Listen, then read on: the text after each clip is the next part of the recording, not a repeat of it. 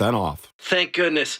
What was that site? That's leafilter.com/radio for your free gutter inspection today. See representative for warranty details. Promotion is 20% off plus a 10% senior or military discount. One discount per household. Hey, college students, get 5% off at Safeway with your student ID in the app. With Fresh Pass, save on produce and enjoy free delivery. EBT users get additional savings. Visit Safeway.com/4U. That's FOR in the letter U. You've still got it, but your immune system weakens as you age, making it hard to fight flu, pneumonia, RSV, and COVID-19. Ask your doctor which vaccines you need. Sponsored by Pfizer.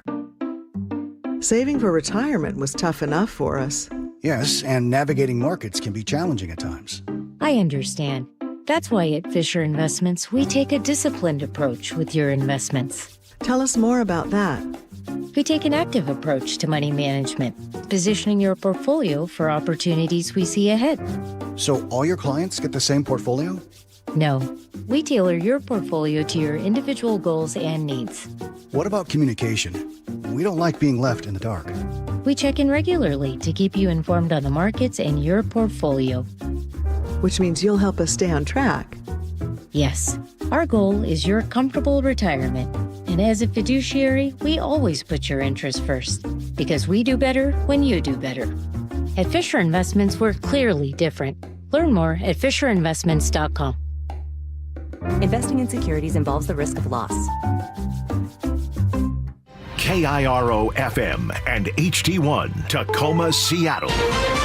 This is CBS News on the Hour, sponsored by ZipRecruiter. I'm Cammie McCormick. President Trump is eyeing an expansion of his anti-crime efforts, as Linda Kenyon reports. President Trump says his federal takeover of the D.C. police and deployment of armed National Guard troops has been so successful, he's turning his attention to another city. When we're ready, we'll go ahead and we'll straighten out Chicago, just like we did D.C. Although he says he has not spoken to the mayor of Chicago, the president claims residents there are clamoring for federal action. We've had calls from Democrats and calls from people generally. We'd love you to come here. And after that, Trump suggests another Democratic city, San Francisco. We can clean that up, too. We'll clean that one up, too. Linda Kenyon, CBS News, the White House. Trump indicated today he's growing frustrated again with the negotiations to win the war in Ukraine, and he's setting another deadline for the Russian and Ukrainian presidents, without saying what the consequences would be. I'll see whose fault it is. If there are reasons why, I'll understand that. I know exactly what I'm doing. We're going to see whether or not they have a meeting. That'll be interesting to see. And if they don't, why didn't they have a meeting? Because I told them to have a meeting.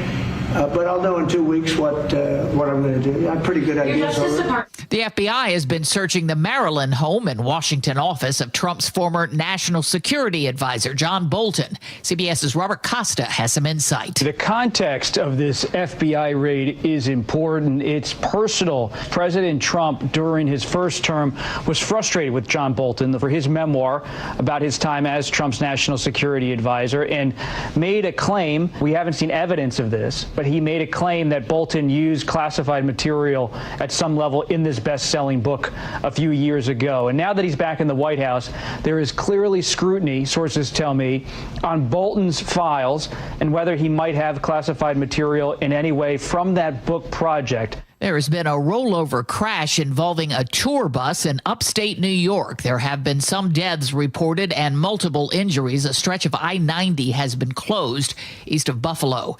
Canada is dropping retaliatory tariffs to match U.S. exemptions under a U.S.-Canada-Mexico trade pact. It's all part of a trade reset. Prime Minister Mark Carney. I'm announcing today that the Canadian government will now match the United States by removing all of Canada's tariffs on U.S. goods specifically covered under CUSMA. On Wall Street, stocks soared after a speech by the Fed chair, leaving open the possibility of interest rate cuts. The Dow is up 865, the NASDAQ higher by 410. This is CBS News. Are you looking to hire? ZipRecruiter finds the best candidate for your job fast. Try ZipRecruiter for free at ZipRecruiter.com/free. ZipRecruiter.com/free.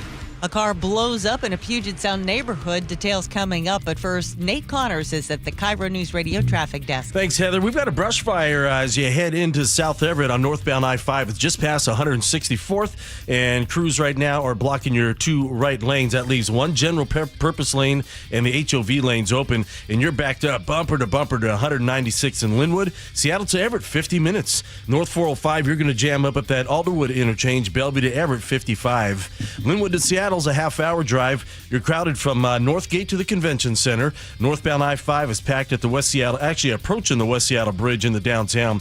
Still got the stalled semi northbound 99 on the First Avenue South Bridge in your right lane. And that drive between Tacoma and Olympia has climbed now an hour and 25 minutes. You've got a 5-mile bumper-to-bumper backup through JBLM and more slowing between Lacey and Olympia. KIRO News Radio real-time traffic. I'm Nate Connors. KIRO News Radio 97.3 FM Northwest News. Now, the latest from KIRO News Radio and mynorthwest.com. Good afternoon. I'm Heather Bosch.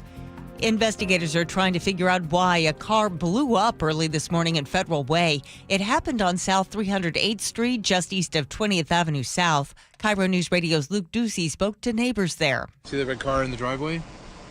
Oh, yes. See all the car parts? Yeah, what happened? It's an explosion. Yeah. You don't know what happened. What, did you hear it? Oh, did we hear it? It was scarier than It is unclear why the car blew up. There are no reports of injuries. Everett police are searching for the person who beat up 2 auto shop workers earlier this month. More from KIRO 7 TV's Samantha Lomibow. Give me the piece that you just took off. That's all I'm asking you. Serena Williams began filming this interaction with an employee at Emily's garage on August 1st. She says the argument quickly turned into an assault. Get out of my garage. Don't touch me. Get out of my garage. Don't touch me. 45 minutes later, video from inside the shop shows a man walk in and violently beat the same worker until he was unconscious. The suspect is then seen walking over to the man behind the counter and starts punching him too. Everett police believe the assault in the lobby is retaliation for the altercation involving Williams, but she says she has no idea who this suspect is. Federal, state, and local law enforcement say they've busted a drug ring involving a Tacoma Street gang. The Knockout Crips is a transnational criminal organization whose illicit activity posed a significant threat to public safety in the greater Tacoma area. Agent Colin Jackson with Homeland Security. He says after an 18-month undercover investigation, they arrested more than a dozen people accused of bringing fentanyl in checked luggage from Arizona to SeaTac Airport. A 13-year-old boy is among the 5 people honored as citizen heroes by the Everett Fire Department this week for rescuing an 11-year-old boy earlier this summer. Gage Bryant told KIRO 7 TV he heard the boy's mother screaming that she couldn't find her son near Silver Lake. And I dove under and I saw him passed out in a cradle underneath the dock, like wrapped around some seaweed. I pushed him up above me and they grabbed him and then I climbed on the dock. Everett's fire chief says the 11-year-old has made a full recovery. First responders are reminding you to wear life vests if you're around open water this weekend. That's where many Puget Sound residents will be heading with a heat advisory in effect until at least Monday. This weather update brought to you by State Roofing and Exteriors. Sunny skies today with highs in the upper 80s. It's 76 in downtown Seattle. I'm Heather Bosch. Your best source for local news, serving Western Washington and the world with a KIRO News Radio app. Always streaming live on your smart speakers. You're listening to KIRO News Radio, Northwest News. It's the all-new Jake and Spike Show on KIRO News Radio. Happy Friday, August 22nd. Jake Skorheim here, sitting alongside Spike O'Neill. Spike, welcome to the show. Hey, buddy. Happy. Welcome to the best day of the week. It's the best day of the week. It is. Mondays are pretty great, too. That's I also like second best day of the Tuesdays a bit. Wednesdays are nice. Thursday can just kiss my... No, Yeah, sorry. yeah, but Thursday, get out of here. Thursday knows how I feel about it. Yeah, I made no secrets. Friday's a pretty sweet day. Everybody loves it. One of the reasons we like Fridays is a lot because every once in a while we get this guy on the show. Today is one of those sweet, sweet days. You know him, you love him. His name is Luke Ducey. He joins us now. KIRO News Radio reporter. He's a man about town. He gets everywhere. Every breaking news story. He was at the. He fought the surges of tsunami once. He braved the tsunami. Braved the tsunami for us. Came back with news and dry socks and a snow cone. Yeah. And now he's here because there was What was happening in Federal Way, Luke? Tell us about it. A truck exploded. This is a real story. This is a real story. Yeah. What happened? They're all real. Wait a minute. They're real I know, but the stories. tsunami thing was much That's a ado real about nothing. story. I could have been swept away. The tsunami, I could have been swept away. I was on the beach. So you had to go to a. Were they afraid that there was a bomb in a car? No, it blew up, man. There were no fans. This is. I'm telling you, this is not hyperbole. I'm not. This is not for your benefit. It looked like something out of a movie, like a war documentary or something. Really? I was floored when I got out of the car. I looked up, said, "Okay, what's this all about?" Oh my God.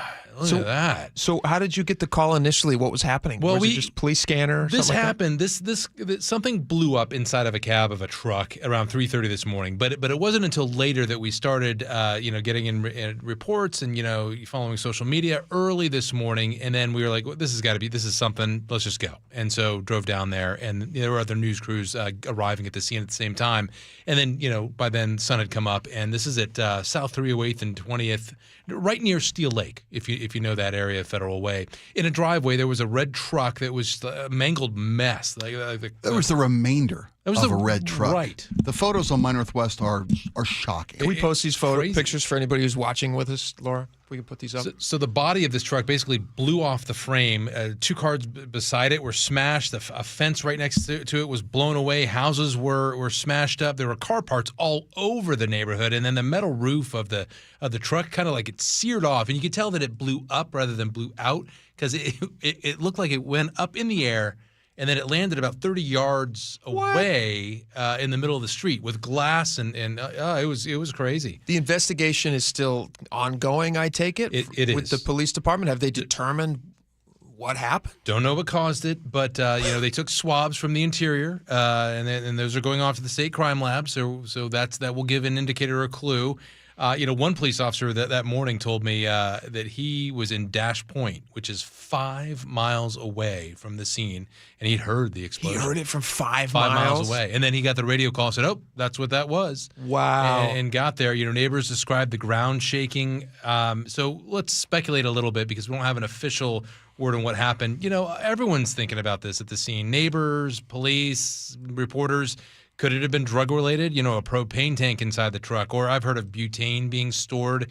That's used to make drugs as well. Did that blow up? My first thought was those Pillsbury rolls that you get at the store. Oh, yeah. You ever leave those out in the sun? like a biscuit roll? And when those things pop, poof. What a mess. Now, it could just be me. I get scared opening those things. Oh, because you don't know where they're going to go. Pop, yeah. Right. I've seen my refrigerator door blow open. With these things. No, I'm kidding. But I love Luke. But in this case, an actual truck was destroyed, was destroyed. Maybe they buy them maybe they got them at Costco in a 12-pack. And we're talking like this because we should say no one was injured. Right. Yeah, no one's hurt. If somebody got hurt, we wouldn't be laughing. Most importantly, Luke Ducey, you. Because, as we say, Luke Ducey is next to the news. Yeah, he is. When a dangerous situation needs to be reported on and we need to know, we send Luke Ducey. And real fast, you know what I do? I get good sound bites. Not because I'm, just because it just like I've got this. No, you get them because you're good at your job. That's why. I met a woman, Vicky. She came out of her door and she obviously heard it. She lives a couple houses down and she heard the explosion. It rocked her. And she came out though, and the first thing she said to us, "What's going on?" And hey, my name's Luke. Vicky, hi, nice to meet you. You haven't seen the wreckage yet? And she goes, no. What are you talking about? I said, come down here where I am. She walks down her steps to where I am. I said, this is the best point, for you to see it. And what I was really saying is get close so I can get my microphone out and record you. So I actually recorded her seeing it for the first time. You got to listen to this. All right, let's hear this. See the red car in the driveway? Oh, yes. See all the car parts? Yeah, what happened? It's an explosion. Yeah. You don't know what happened. What, did you hear it? Oh, did we hear it? It was scarier than So she heard it. She heard sounds it. like she heard it. Oh, did she hear it? Yeah. That's how it was just, if that doesn't tell you kind of what, what this was like for people. Did you tell her you worked at KIRO Radio? Oh, she knew. She knew. I had a microphone up. Did she mention me? Is she a fan? She did. She did. Good. She did. Good She loves the show. We couldn't use that. She's Dave. listening right now. The number of expletives in that piece Vicky, of tape. it is unusable. Always nice to meet a fan. Thank you so much. That's amazing. So we don't know what caused it. Thankfully, just imagine if somebody had been out there near that truck. Oh, well, they wouldn't be here. Blowing the pictures of this. Can we put the pictures back up, Laura? The pictures of the the roof of the truck being that looks like Hurt Lockers type stuff. So what you're seeing here, so the photo on the right, so that's the mangled, obviously red truck, but the cab would have been closest to us, and then the frame of the truck is going back toward that house over there. So you see it was in between those two cars there, and those were smashed up. So windows boom, blown out. Just visualize this top of this truck being sheared off, going straight up into that screen, and then pan to the left, and then it comes boom straight down, because what you're looking at right there, that is the top of the truck. Wow. In the street. It's like a sewer grate that gets blown up in movies and just comes back down. Exactly. It was like a movie. And then down the street is like there's all kinds of wood and stuff from a fence. Go back to the one on the right here. So you see the lighter silver kind of colored car. That right in front, keep going left, like where the shrubs are. There's tall. There's a fence right there that's no longer there. You kind of see the frame. Yeah, there's a fence post there, it's but because no the fence. fence is in the road. I don't want to be a wild speculator here, but I think it was more than Pillsbury. You think so, Spike? If I had to take a guess. Well, given that kind of damage, I think you're probably right. I will say this: there was another person at the scene close to the investigation who told me. He was working the scene, told me this case is similar to another case in Federal Way in 2018 where a 38-year-old was charged after he left a bomb-making material or device inside a car and it exploded. So he said it sounds similar. Could this be? I mean, this would seem to me a much bigger explosion than like a can of like propane. You said propane or what was it? Butane, propane. Those like are used to make drugs. Or and stuff. the little campfire canisters. Yeah, like kerosene or propane. No, it's much bigger. I can't imagine that those would do this kind of damage. They'd probably break the windows on a car, but I can't imagine those would do this damage. Not sheer metal like that. Yeah, that's just something. So we'll keep some eyes out. Luke Ducey's going to be on the scene for us. Before we let Luke go, because again, thank you. I don't want to let him go. Stay around. Thank you for being ready to step into the void and face danger to bring us the story. I have what might be a scoop for you. Okay. This is great. Okay. Yeah. Let's pitch it. I'll take a scoop. I'll just run into the fray. There you go. So there's 3 weeks ago, approximately, an email was circulated right here in this very newsroom. I didn't get that. You got it. Did I get take it? a look back because someone has, as they often do, had brought in some extra food from a party and put it out for the news team to share. Okay. About you remember the story of a quinoa salad available for anybody who liked some. I do remember the quinoa right, salad. 3 weeks ago. Yeah. I don't want to name names. That quinoa salad is still, to this day, in the kitchen refrigerator. Really? To this day. Are you worried it's going to explode? I'm worried about group food poisoning. About a lot of things. Yeah, for sure. 3 weeks? Yeah. That needs to be taken care of. So what do we need to do here? Do we need to find out who owns it? What do you want me to? We can point you in Do you the want right me to direction. taste the quinoa? Do you want me to eat the quinoa? No, salad? I want you to call the squad, whoever disposes of hazardous materials. Get them in here. Get them in here. It started talking. It spoke. It's moving on its own in the fridge. I don't mean to belittle your journalistic and reporting skills. No, I don't mean you're not. I think it's a truly dangerous situation. Why? It's in a light blue bowl. It's a good. Well, it didn't start out light blue. No. It's blue now. It's got a greenish tint. I think the first question is, it appears that you support the idea of, poisoning employees in the KIRO newsroom. Why not clear this out? I'm not going to touch this. Yeah, no, I'm not going to risk my family. No, that's my question for the people who need to clear it out. The person who brought it is a beloved person. There's some accountability. It's a beloved person. Yeah, we were not going to say their name. Who it is. Maybe it rhymes with. Maybe an innocent. It rhymes with oversight. Ursula. It might. I don't want to assume the Ursula. No. About you this don't person. Want to do that. You don't do that. Well, that's Luke Ducey. That's his walk-off music. 2 feet from danger. This is a sign for Luke to walk away. Bombs, food poisoning, quinoa salad. Luke, thank you so much for next to the news, getting out there and getting us this news. That is really crazy. If you guys haven't seen the pictures, go to mynorthwest.com right now. It's pretty wild. But we'll give you an update when we find out what happened. Obviously, it sounds to me like some sort of a bomb. That's my scariest. Somebody assumption. making a bomb, or the home bomb making. If there's some sort of a drug that they were making that also has an explosive property to it, I don't know that, but we'll find out. Speaking of crazy stuff that happens in neighborhoods, listen to this story right here. We talked about this a couple weeks ago. None of us could figure out why this guy wasn't charged, but there was a video circulating of this guy in, where was this at? Was this Kenmore? Kenmore. Was the neighbor caught on cam? The neighbor caught on camera on a ring cam. Ring cam, right. Who was kind of, it seems, pretty aggressive towards his neighbors. Yeah, we have a history of aggressive nature against his neighbors. He claims that he thought that they were actually spying on him.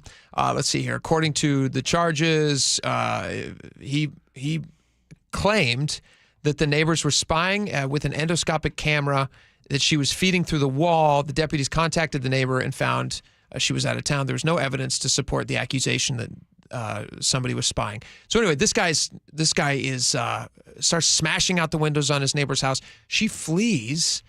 Her name is Deborah Christner. She ended up fleeing from her house, saying that she felt scared for her life. All the other neighbors apparently were also suffering as a result.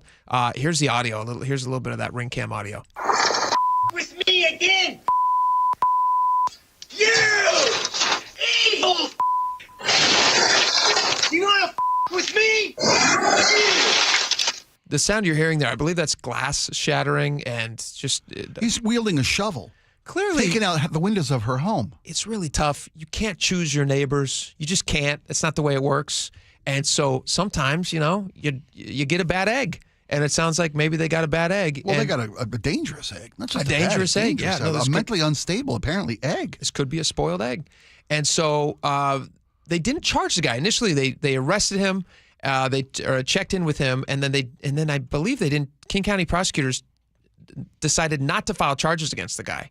And everyone was saying, well, you have a preponderance of evidence here that he did this. Why aren't you at least charging him for this? And what they were asking for at the time is more. They wanted more stuff from the neighbors, and they wanted additional video, and they wanted whatever they wanted. They got. And so now they're saying that they are officially charging the guy, and he's being charged with second-degree malicious mischief in Washington. It's a Class C felony. It could carry up to 5 years in prison or a maximum $10,000 fine. So there will be repercussions for what happened. Who knows if this guy will be back in his house? I don't know that yet. I believe the sentencing is not going to be until later this summer. What time? When's it supposed to be in the summer here? I think it says in the story when he'll be officially charged. It just gives the penalty of the fine and the nature of the charges. Early September. He'll appear in court in early September. Thank you. A couple weeks. Scheduled to appear in court. So that's nice to know for those neighbors, and it's kind of a nice update that he at least is being charged with these things. And we were all scratching our heads at the time, like, why wasn't this guy charged? What more do you need besides video camera of him shouting profanities, wielding a shovel, destroying property? Yeah. But we now have it, and and she had mentioned at the time it wasn't the first time they had altercations between the two. Maybe she provided more documentation of a pattern of abusive and dangerous behavior from this neighbor. She mentioned at the time she's trying to move. Yeah, she feels the need. She wasn't even staying in her house. Yeah, she was saying that she was so scared, and her and her daughter were just trying to be somewhere else. Yeah, luckily they weren't home because of this. They're concerned about this guy. Scary and then she's got to disclose, or he's trying to sell this home. Who's going to buy this home? Yeah, good luck. All right, let's skip over. Let's end on a really positive story. Sure. We've had bombs and crazy neighbors. Let's end on a positive story. Seattle Police Department has honored an 11-year-old whose name is, I'm going to butcher this name, but he goes by Eno. Is that right? Eno Reyes Jr.? I believe. Yeah. Eno Reyes Jr. Yep. He's going to be recognized as chief for a day next week. This is really sweet. This kid who has fought leukemia. I believe he was diagnosed in March of 2024 with leukemia. He got treatment at Seattle Children's Hospital. He fought it back. He's now feeling great. His cancer's in remission. He's thriving, and he is now out and about with Seattle Police. Living the dream. And we have all these pictures of him. Look at this kid. Look at this guy. Look at him. We've got the Seattle Police put this out on the police blotter. That's the look of competence and authority right there. It is. You get a chief that you can't count on because he's writing love notes, leaving them in cars. Next chief is 20 feet away from an armed robbery, having lunch, clueless. Possibly look at this guy though. Bonuses to his friends. The Seattle Police said, let's try anything. Let's try an 11-year-old. Let's give an 11-year-old a chance. Here's what would be interesting. Look at this kid. This would be my suggestion. This is going to be next week, right? That he gets chief for a day. What if he just cleans house? Right? I don't know what his actual responsibilities are, but what if he just goes, you know what, guys? No more drugs in the parks. We're done. We're done with it. Done. Absolutely done with it. Put your pants on. Yeah. And skedaddle. He goes down to Denny Blaine Park. Taking that fence tears down that stupid fence, and he goes, listen, no more pleasuring yourselves in public parks. A child shall lead them. And nobody's gonna say no to a kid. He's adorable. I love the glasses because he was obviously out bonding with his fellow officers last night. A little late, right? Out a little late last night bonding. Some juice, a little too many juice boxes, but he's on the job the next morning. Too many juice boxes. Look at and see. I'm not going to make any speculation, but that cast on his hand. Yep. Clearly, he does what it takes to get the job done. Yeah. He's not intimidated by criminals. Can we flip through some of these pictures, Laura? This is the one. He got to go ride with the harbor police, which is pretty cool. He got to drive the boat on water. Eno's there. He got to spray the fire hose. Look at that. That's awesome. I mean, are you kidding? Yeah, that's sweet. He's also, did he ride in the Torchlight Parade? Is that right? Look at this guy. He rode in the Torchlight Parade. What a great young man. We make VIP car. What a great young man. It's a cool story. I'm really glad that they're, giving this kid this opportunity, and great for him that he's been successful in fighting off his illness, and I pray he has many more years of wonderful health. Absolutely, and Seattle Children's Hospital, no finer care anywhere. Very cool story, you, man. Good job. Did you ever do something like that as a kid? Did you ever do like a chief for a day or principal for a day, that kind of thing? No. Did you have the opportunity to live beyond your station? Beyond my station for a moment. No, it would have been sweet though. It would have been nice. Did you? Well, no, but we made the mistake of at an auction, a school auction benefit charity fundraiser. We were high bidders on making my oldest principal for a day at her elementary school. Power corrupts, absolutely. Power corrupt. Oh my! She never looked back. Really? From that day forward, just charging through life. Is that her nickname going forward? It's like the principal. The principal. I believe same sunglasses. That's cool. Tina was wearing that day. How much you pay for that? Oh, I can't remember. A couple dollars. Yeah, but you wanted it. It's to it was a good benefit cause. to school. Yeah. And how long was recess? All day. Yeah, recess all day. Canceled gym class for everybody. No more laps, she said. No more laps for you people. These are children. I love it. All right, we got a lot more coming up today. It's going to be a super fun show. Make sure you tune in. Go check us out on the YouTube right now. We're live. We'll chat with you over the break. Should be fun. We got a lot more coming up. Stick around.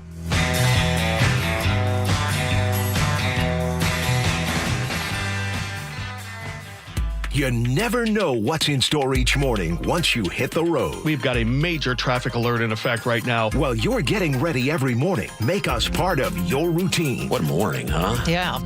Got off to an early start. Just tell your smart speaker to play KIRO News Radio or stream us on the app. Both directions of I-5 are closed. We'll help you get where you're going faster. Maybe bail at 512. KIRO News Radio. We're on your smart speaker, the app, and 97.3 FM. Struggling to stay cool? Choose Lake Washington Windows and Doors and experience significant heat reduction and up to 30% savings on your utility bills. Visit lakewashingtonwindows.com. From the roof to the deck, the siding to the gutters, and energy-efficient windows, State Roofing and Exteriors is your one-stop shop for home protection. With over 55 years serving Western Washington, we don't just work here, we live here. We know what your home is up against when the cold sets in and the rain starts falling. Right now, we're making it easier than ever to get started with 0 down, 0 payments, and 0 interest for 24 months. Call 866-ROOF-ROOF or visit stateroofing.com to schedule your free, no-pressure estimate. State Roofing, the last roof you'll ever need. Hartley Wilcox here from Wilcox Family Farms. I've really enjoyed meeting so many of you at our recent egg demo events. I'm often asked, are omega-3 eggs really better for you? They sure are. Omega-3 eggs are an incredible source of natural omega-3s, providing on average 3 times that of other eggs. Eating omega-3 eggs promotes strong bones and joints and is proven to reduce cholesterol and blood pressure. Choose Wilcox Family Farms eggs today. Locally fresh since 1909. The IRS finally caught up with Louie. I hadn't paid my taxes in 8 years. I owed the IRS a lot of money. Louie was in deep trouble. We're going to take your house, put a lien on your bank account, garnish your pay. They don't care. They're going to take your paycheck. Louie found out about Optima Tax Relief, the leading tax resolution firm. A-plus rated by the Better Business Bureau, they've resolved over $1 billion for their clients. Optima Tax, they helped me. They calmed me down. They made me feel comfortable, and I trust them. Louie has a lot to be thankful for. I don't owe the IRS anymore, and I'm able to live a comfortable life, a lot better life. It was because of Optima Tax. For tax help you can trust, call Optima now for a free consultation. Take it from Louie. If you owe the IRS, don't go it alone. Give Optima Tax a call. They can help you. Call 800-343-6460. 800-343-6460. 800-343-6460. Optima Tax Relief. Testimonial from an actual client. Some restrictions apply. For complete details, please visit OptimaTaxRelief.com. Let's go! You're still glowing, flirting, grooving, You've still got it. But your immune system weakens as you age, making it harder to fight flu, pneumococcal pneumonia, RSV, and COVID-19. Vaccines are a key part of any health routine and help strengthen your immune response. Ask your doctor or pharmacist which vaccines you need. Schedule in minutes at vaxassist.com. Sponsored by Pfizer. You hear that? That's Mike sleeping soundly on a Sunday night. That's because Mike was smart this time. He took ZzzQuil Ultra to fall asleep fast, stay asleep longer, and get the deeply restorative sleep he needs. So now he wakes up refreshed and ready to conquer Mondays. Let's do this Monday. ZzzQuil Ultra. Not for colds, just for sleep. Really great sleep. Use as directed. Keep out of reach of children. You're listening to Leaf Filter Radio, and the guru of gutter protection himself, Chris Coonahan, is here to take your most pressing leaf-related questions. Hey, everybody. Chris here. I understand we have Ron on the line. Ron, where are you calling from? Uh-oh. Ron, are you calling from a ladder? Well, I was.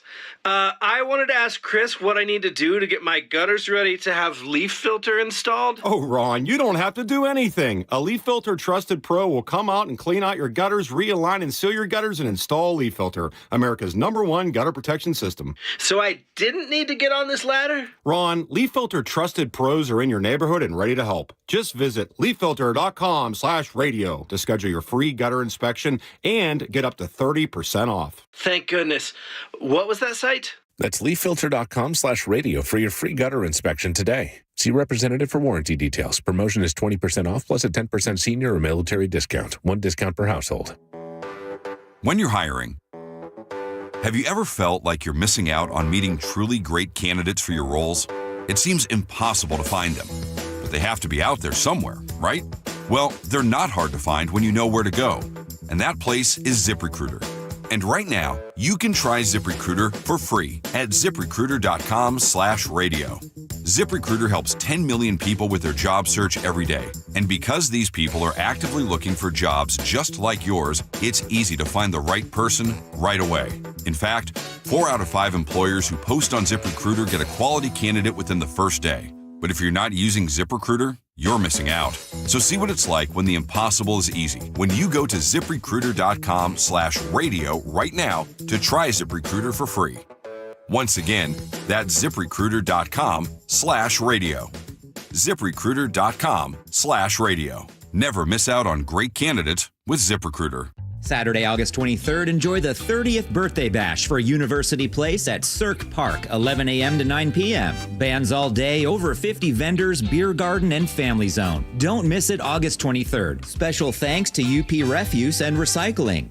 KIRO News Radio, 97.3 FM, Northwest News. Now, the latest from KIRO News Radio and mynorthwest.com. Good afternoon. I'm Heather Bosch. The Puget Sound region is under a heat advisory at least through Monday, and meteorologist Anna Lindemann says you're not going to get much relief overnight. The Seattle area is going to see low temperatures staying in those mid to upper 60s each night over the weekend and into early next week. So this is going to cause, indoor temperatures to take much longer to actually cool off. She says to expect high temperatures until next week. The wife of a Pakistani native and U.S. military veteran says when he appeared for a citizenship interview in Tukwila, he was taken away by ICE. I don't know right now when, if ever, I will see my husband again, or on what continent, or in what decade. Everything is a possibility right now. Melissa Chowdhury says she does not know why her husband, Mohammed Zahid Chowdhury, has been detained. According to the Olympian, Mohammed pleaded guilty to fraud charges in Australia in 1996 and lied on a U.S. visa application in 2001. President Trump says putting armed National Guard troops on the streets of Washington, D.C. has been so successful that CBS's Linda Kenyon reports. He's turning his attention to another city. When we're ready, we'll go in and we'll straighten out Chicago, just like we did D.C. Although he says he has not spoken to the mayor of Chicago, the president claims residents there are clamoring for federal action. We've had calls from Democrats and calls from people generally We'd love you to come here. And after that, Trump suggests another Democratic city, San Francisco. We can clean that up, too. We'll clean that one up, too. Linda Kenyon, CBS News, the White House. Canada says it will remove all tariffs on U.S. goods that are compliant with the existing North American Free Trade Agreement. Prime Minister Mark Carney today. As we work to address outstanding trade issues with the United States, it's important, it's vital. We do everything we can to preserve this unique advantage for Canadian workers, Canadian businesses. Fed Chair Jerome Powell today signaled an interest rate may be coming. CBS's Javier David. The balance of risks appears to be shifting. That's all investors needed to hear today, and it was off to the races. It wasn't sort of a policy-defining humdinger of a speech, but it was a short-term game changer. Yeah, Wall Street loves it. The Dow is up 851 points. NASDAQ ahead 395.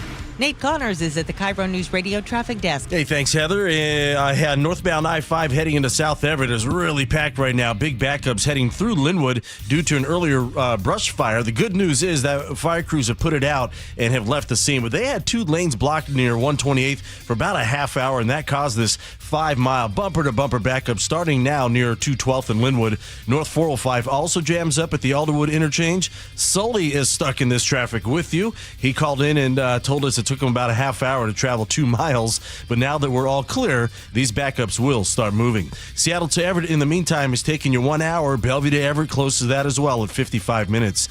South 5 heading into Seattle, already heavy from Linwood in the downtown. Linwood to Seattle, 35 minutes. Northbound 405 is packed through the Renton S-curves. And Tacoma to Olympia, now an hour and a half commute. You've got a 7-mile bumper-to-bumper backup through JBLM starting at State Route 512. This is just volume. KIRO News Radio, real-time traffic. I'm Nate Connors. This weather update brought to you by State Roofing and Exteriors. Sunshine with highs in the upper 80s. It's 76 in downtown Seattle. I'm Heather Bosch. Your best source for local news. You're listening to KIRO News Radio, Northwest News.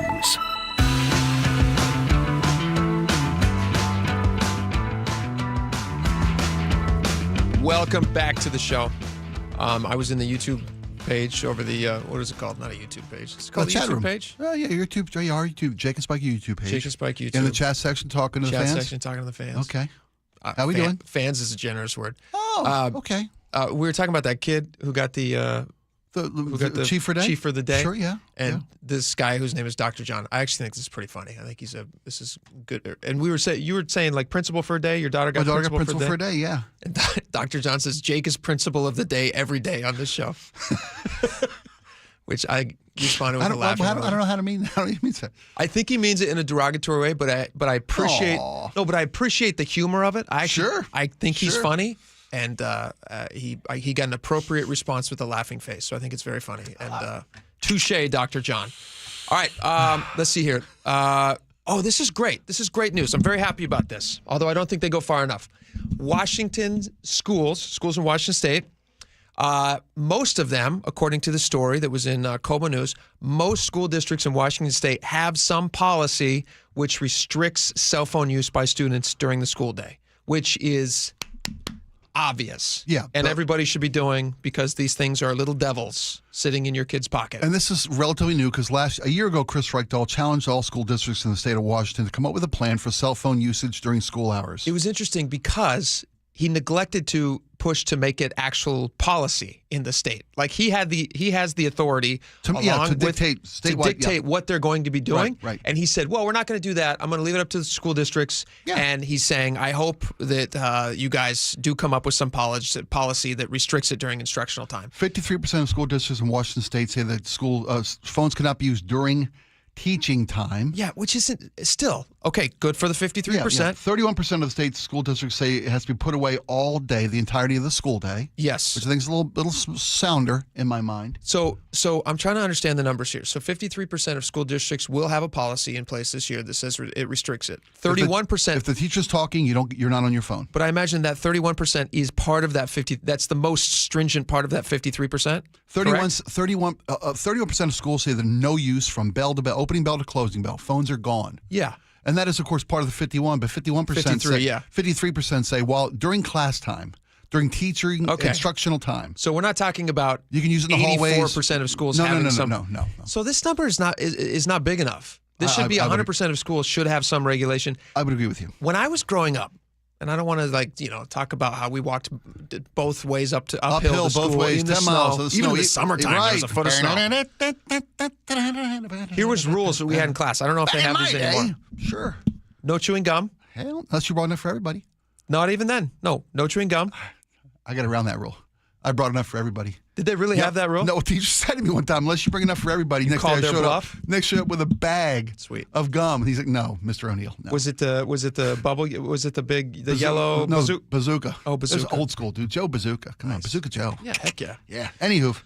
All right, so no gum and chewing in class when I was a kid. You couldn't wear a hat in class. That's solid. Solid things. Yeah. There was all these rules that we were just expected to live by.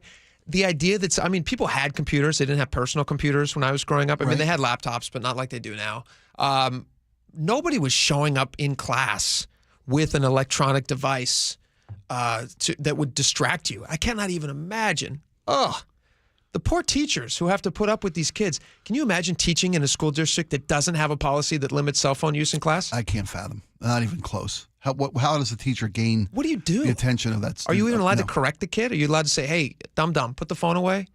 Because I think dum-dum's the line. That's where you cross the line? No, I mean, remember yesterday we were just talking about the new contract for teachers in Seattle where you can actually now discipline kids and disruptors in your class and ask them to leave class. But still, that's not clear because they haven't even written the handbook yet. Right, on it. Won't be out till December. It won't be due until the first quarter of school's over. Yeah. So they need more people. More school districts should be banning this. In Oregon, they have banned cell phones in classrooms. Just carte blanche, done. Can't do it. Governor Can't have a cell signed phone an in a classroom. executive order, and ironically enough, that one, the Oregon ban signed by Governor Gina Kotek, it says it'll be in effect by October 31st, with full implementation by January 1st of 26. So you're getting that first half. So you're getting half a year. I love how they take their time. I mean, at least they're making these big announcements because it's back to school time. It's back to school week. I guess they want people to have a grace period. Ramp up. Yeah, I guess that makes sense. Yeah, instead of shocking them with today's the day. I'll tell you what, though. The reason these things are so just nefarious, these little devices. Sure. You and I grew up at a time where these were not everywhere. I mean, I had nowhere. I think the first phone that I ever had use of was when I was 16 and I would have to stay after for baseball practice or something in high school. Yeah. If I wasn't going to be home at the normal time, I was allowed to borrow my mom's cell phone, which was just they had no smartphones back then. They were all just dumb phones. Sure. I was able to borrow my mom's cell phone so that I could let them know when I was going to be picked up or if there was some change in the practice schedule or something like that. Oh, yeah, and that's a safety, common sense solution. There were a few kids out there who had their own phones, but it wasn't like every kid, it was still a novelty. You pull the phone out, everyone was like, oh, man, you're rich. Yeah. You got a phone. And now it's just everybody has a phone. And the amount of time, have you ever just walked around? I mean, you have young kids. You have kids in their 20s. But even younger, I'm always surprised when I see 14, 15-year-olds walking around just staring at phones. The addiction that they must be building up right now that they're just going to have to face for the rest of their life. The dopamine, all the things that they're getting from it would be so impossible to shake off. The diminished attention spans. All of it. The incessant screen times. Yeah. So whether it's a pad or a phone or a game. We talked about this yesterday. We had a good discussion with Charlie Harger about drug addicts. Can you force drug addicts off the street and force them to get clean? I feel like school's such a good opportunity for these kids who aren't making this decision rationally by themselves because they're children. They don't have rational brains. No, that's why they won't give them the right to drink, smoke, or vote. 100%. We don't let them get tattoos because they're going to make dumb decisions. And they don't know the repercussions of these lifelong decisions they're making. But with phones, they're not going to hand them in willingly. So what a absolute blessing it would be for these kids to be able to sit, for the parents, equip the parents with a little bit of something where they can just say, well, you can't have your phone because you can't have it for 8 hours a day at school, and just let them get the detox of not staring at phones all the time. Yeah. And just give them a chance, because I'm trying not to give too much information here, but I know people in my close sphere who have not been very good with screens and kids and teens. Yeah. And to see how absolutely addicted they are to these things. Can we put that toothpaste back in the tube? Can we put that genie back in the bottle? Absolutely. Can we pull kids back from this? Really? Okay. Yeah. I hope you're right. I don't know that we can. I have real doubt that we could. Here's why change I know we can. Course. How? Because we don't let kids smoke. Smoking was back in the day considered something that was kind of healthy. Yeah, and but people were like, that's kind of nice. But we're sending kids to school. I told you this a couple of years ago. We used to have smoking rooms in schools. My high school had a smoking section. I know, believe me, I know. It was a bad thing for kids that they love to do. But my kid gets sent home from school in high school, and this was 3 years ago.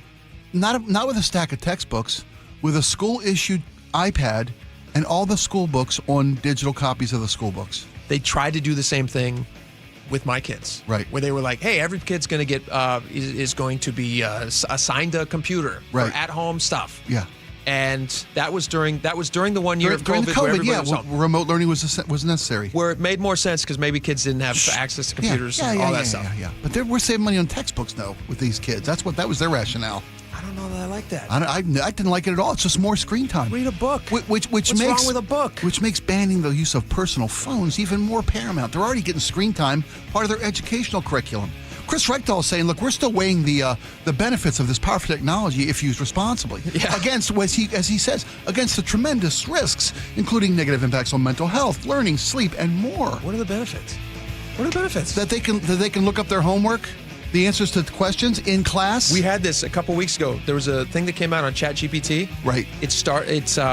During the summertime. They looked at the stats. It dropped by like massive numbers. Yeah. And they were like, why is it that ChatGPT? Wonder why kids aren't using AI? They're not using it. And then it has started ticking back up. Yeah, as kids are back in school. Closer to be back in school. Doing the work for these kids. Crazy.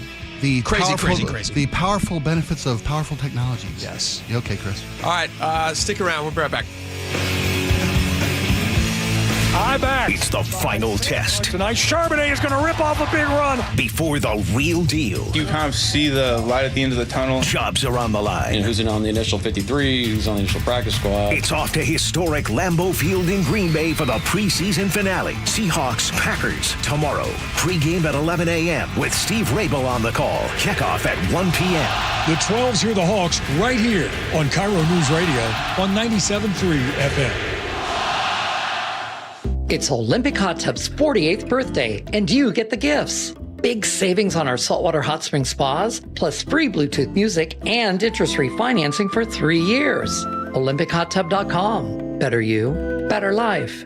You're in your car every day, but when's the last time your car had a checkup? At Subaru of Puyallup, we make it easy with stress-free service. Open 5 a.m. to 9 p.m. 6 days a week. Swing by before work, after work, or whenever it fits your schedule. No hassle, no pressure, just expert care on your schedule. Your car deserves it, and so do you. Schedule your appointment today at SubaruofPuyallup.com. Subaru of Puyallup, your stress-free dealership. When the heat's an 11, cool AC would be heaven. Dayandnight.net. You can stay cool and save a cool 10% off an air conditioner or heat pump right now with Day and Night. Hi, I'm Bruce with Day and Night Plumbing and Heating. Call us about installing a high-efficiency cooling system or servicing your existing one so you're cool when you need it. Call now to save 10% off an air conditioner or heat pump. Plus, no payments or interest for a year OAC. Dayandnight.net. You're listening to Leaf Filter Radio, and the guru of gutter protection himself, Chris Coonahan, is here to take your most pressing leaf-related questions. Hey, everybody, Chris here. I understand we have Ron on the line. Ron, where are you calling from? Uh-oh. Ron, are you calling from a ladder? Well, I was. I wanted to ask Chris what I need to do to get my gutters ready to have leaf filter installed. Oh, Ron, you don't have to do anything. A Leaf Filter Trusted Pro will come out and clean out your gutters, realign and seal your gutters, and install Leaf Filter, America's #1 gutter protection system. So I didn't need to get on this ladder? Ron, Leaf Filter Trusted Pros are in your neighborhood and ready to help. Just visit leaffilter.com/deal to schedule your free gutter inspection and get up to 30% off. Thank goodness. What was that site? That's leaffilter.com/deal for your free gutter inspection today. See representative for warranty details. Promotion is 20% off plus a 10% senior or military discount. One discount per household. The IRS finally caught up with Louie. I hadn't paid my taxes in 8 years. I owe the IRS a lot of money. Louie was in deep trouble. We're going to take your house, put a lien on your bank account, garnish your pay. They don't care. They're going to take your paycheck. Louis found out about Optima Tax Relief, the leading tax resolution firm. A-plus rated by the Better Business Bureau, they've resolved over $1 billion for their clients. Optima Tax, they help me. They calm me down. They make me feel comfortable, and I trust them. Louis has a lot to be thankful for. I don't owe the IRS anymore, and I'm able to live a comfortable life, a lot better life. It was because of Optima Tax. For tax help you can trust, call Optima now for a free consultation. Take it from Louis. If you owe the IRS, don't go it alone. Give Optima Tax a call. They can help you. Call 800-972-0588. 800-972-0588. 800-972-0588. Optima Tax Relief. Testimonial from an actual client. Some restrictions apply. For complete details, please visit OptimaTaxRelief.com. Ready to elevate your everyday? Quince has the Luxe Staples Insider Swear By, minus the markup. From 100% European linen styles and 14-karat gold jewelry to gorgeous leather bags and elevated home finds, Quince has it all. And by partnering directly with top artisans and ethical factories, Quince delivers premium quality at half the cost of similar brands. Discover everyday luxury without the markup at Quince. Go to quince.com/style upgrade for free shipping and 365-day returns. Quince.com/style upgrade. This is the story of the one. As a safety manager at a manufacturing plant, he does everything he can to keep his coworkers safe. From finding ways to reduce risks to keeping safety supplies in stock. And for that, he relies on Grainger. Grainger offers a broad range of quality products and next-day delivery, so he can always play it safe. Call 1-800-GRAINGER, click Grainger.com, or just stop by. Grainger, for the ones who get it done.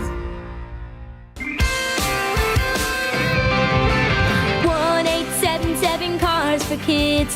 KARS Cars for Kids. 1-877 Cars for Kids. Donate your car today.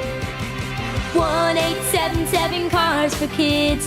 KARS Cars for Kids. 1-877 Cars for Kids.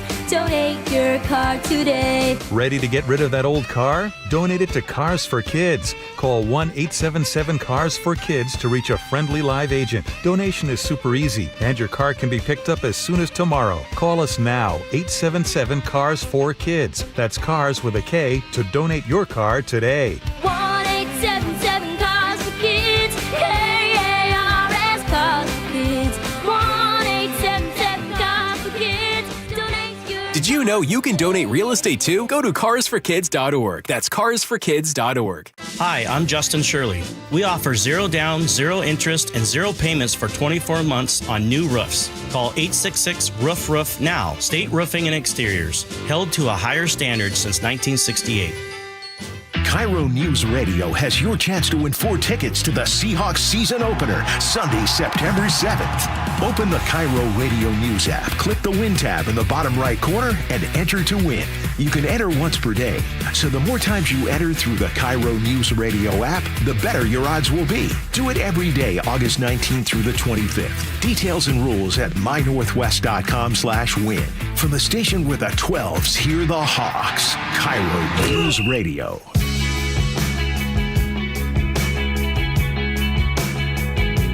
All right, welcome back to the show. I saw this story that is about a movie production in New Jersey, but it's going to lead me to a question about Washington State, which I'll ask you in just a second, Spike. But I want to give you the details on this first. Happy Gilmore 2, you saw that, right? You finally saw it? Saw it. We talked about this. We did. You didn't love it? Didn't love it. Didn't hate it. I really liked it. I thought it was very funny. Lots of laughs, tons of cameos.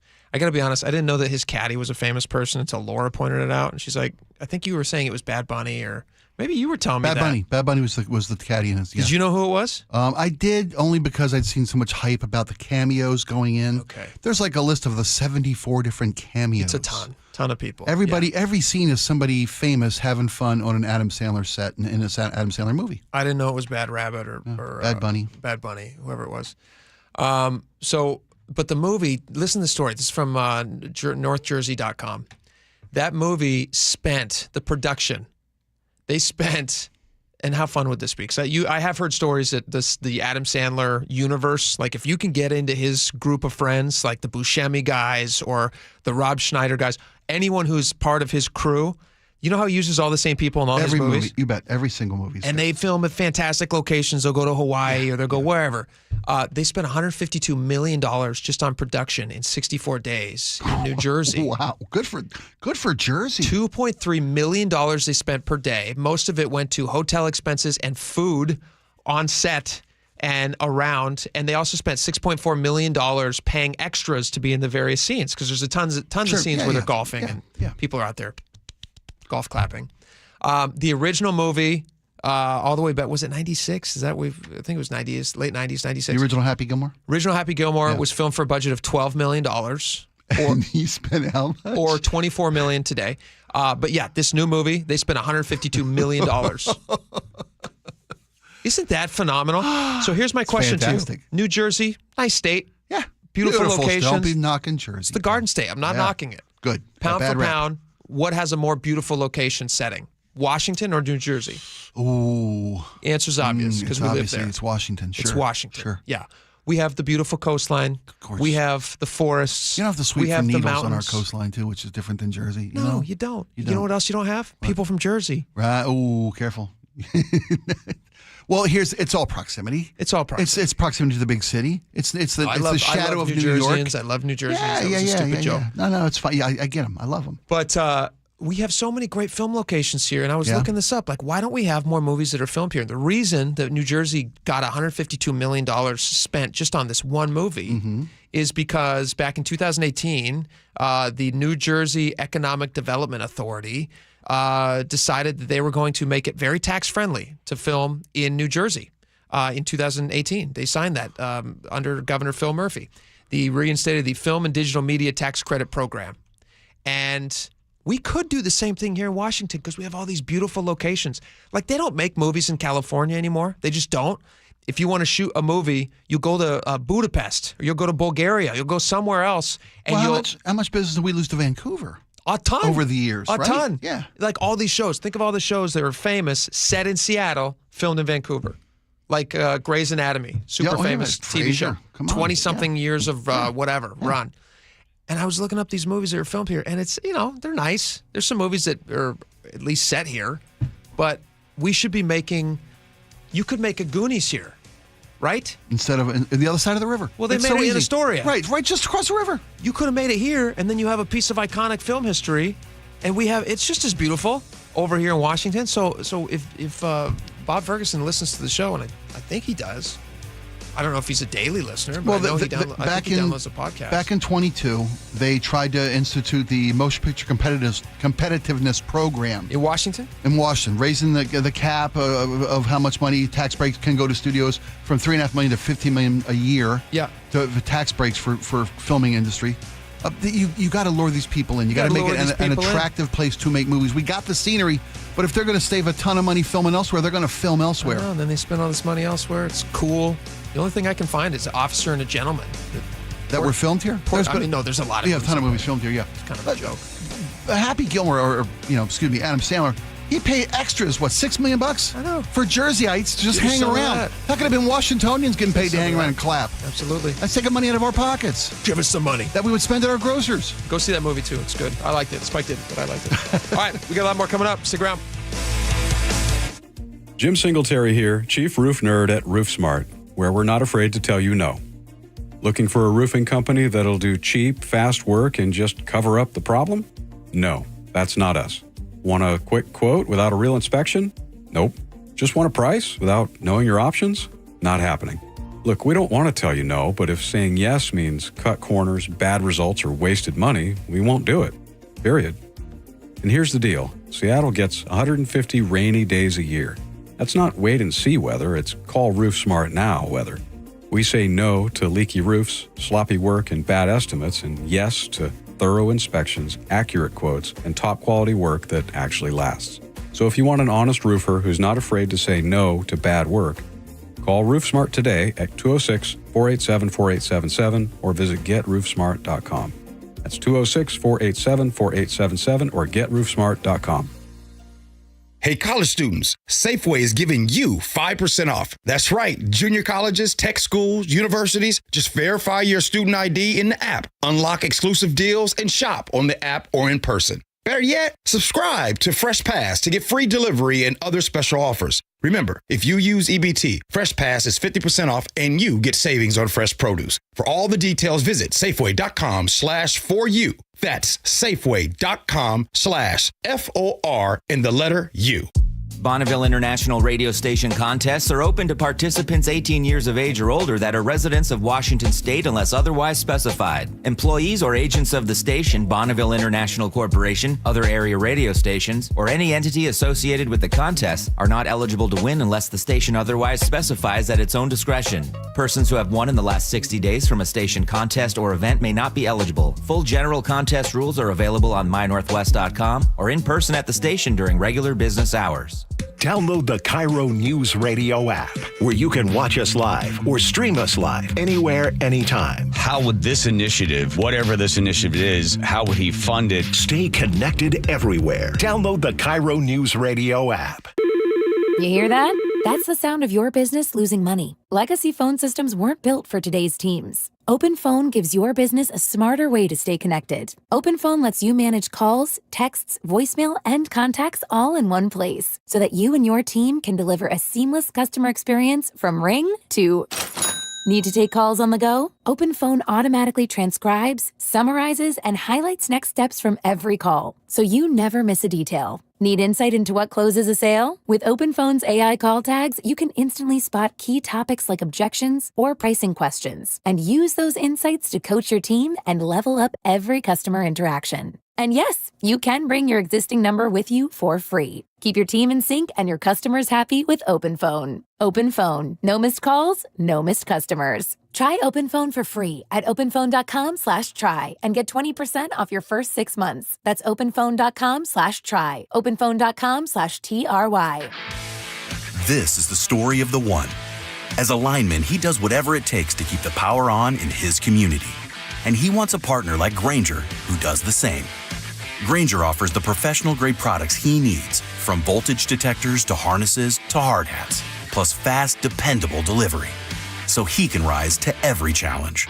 Call 1-800-GRAINGER, click Grainger.com, or just stop by. Grainger, for the ones who get it done. This is the story of the one. As a safety manager at a manufacturing plant, he does everything he can to keep his coworkers safe. From finding ways to reduce risks to keeping safety supplies in stock. And for that, he relies on Grainger. Grainger offers a broad range of quality products and next-day delivery, so he can always play it safe. Call 1-800-GRAINGER, click Grainger.com, or just stop by. Grainger, for the ones who get it done. Looking to hire? ZipRecruiter finds the best candidate for your job fast. Try ZipRecruiter for free at ZipRecruiter.com/free. ZipRecruiter.com/free. Your best source for local news. KIRO News Radio. KIRO FM and HD1. Tacoma, Seattle. Northwest News. This is CBS News on the Hour, sponsored by O'Reilly Auto Parts. I'm Cammie McCormick. Kilmar Abrego Garcia, who was deported to El Salvador and then returned and detained in Tennessee, has been freed. Stacey Lynn has the latest. An attorney for the Maryland man says his client will now be able to return home while he faces federal charges of human smuggling. This is the first time he's been released since he was mistakenly deported to El Salvador in March. But his freedom may be brief. The Trump administration has said they'll seek to swiftly detain him again and send him to another country. There has been a deadly bus accident in upstate New York. It happened just east of Buffalo. New York State Police Trooper James O'Callaghan. The bus did roll. There were multiple ejections. There are multiple people trapped, and there's multiple fatalities, and this includes children as well. The Justice Department has released transcripts and recordings of an interview last month with Jeffrey Epstein's imprisoned former girlfriend. Deputy Attorney General Todd Blanche conducted the interview. He is President Trump's former personal lawyer. Trump today boasted the federal efforts to fight crime in Washington have been a success, even as the Pentagon said National Guard troops will now carry weapons. And Trump said Chicago could be the next city on his list. The president also indicated he's frustrated again in his efforts to win the war in Ukraine. He's setting another deadline of 2 weeks for both the Russian and Ukrainian presidents. It's going to be a very important decision. and that's whether or not it's massive sanctions or massive tariffs or both, or do we do nothing and say it's your fight? The FBI today searched the Maryland home and Washington office of Trump's former national security advisor, John Bolton.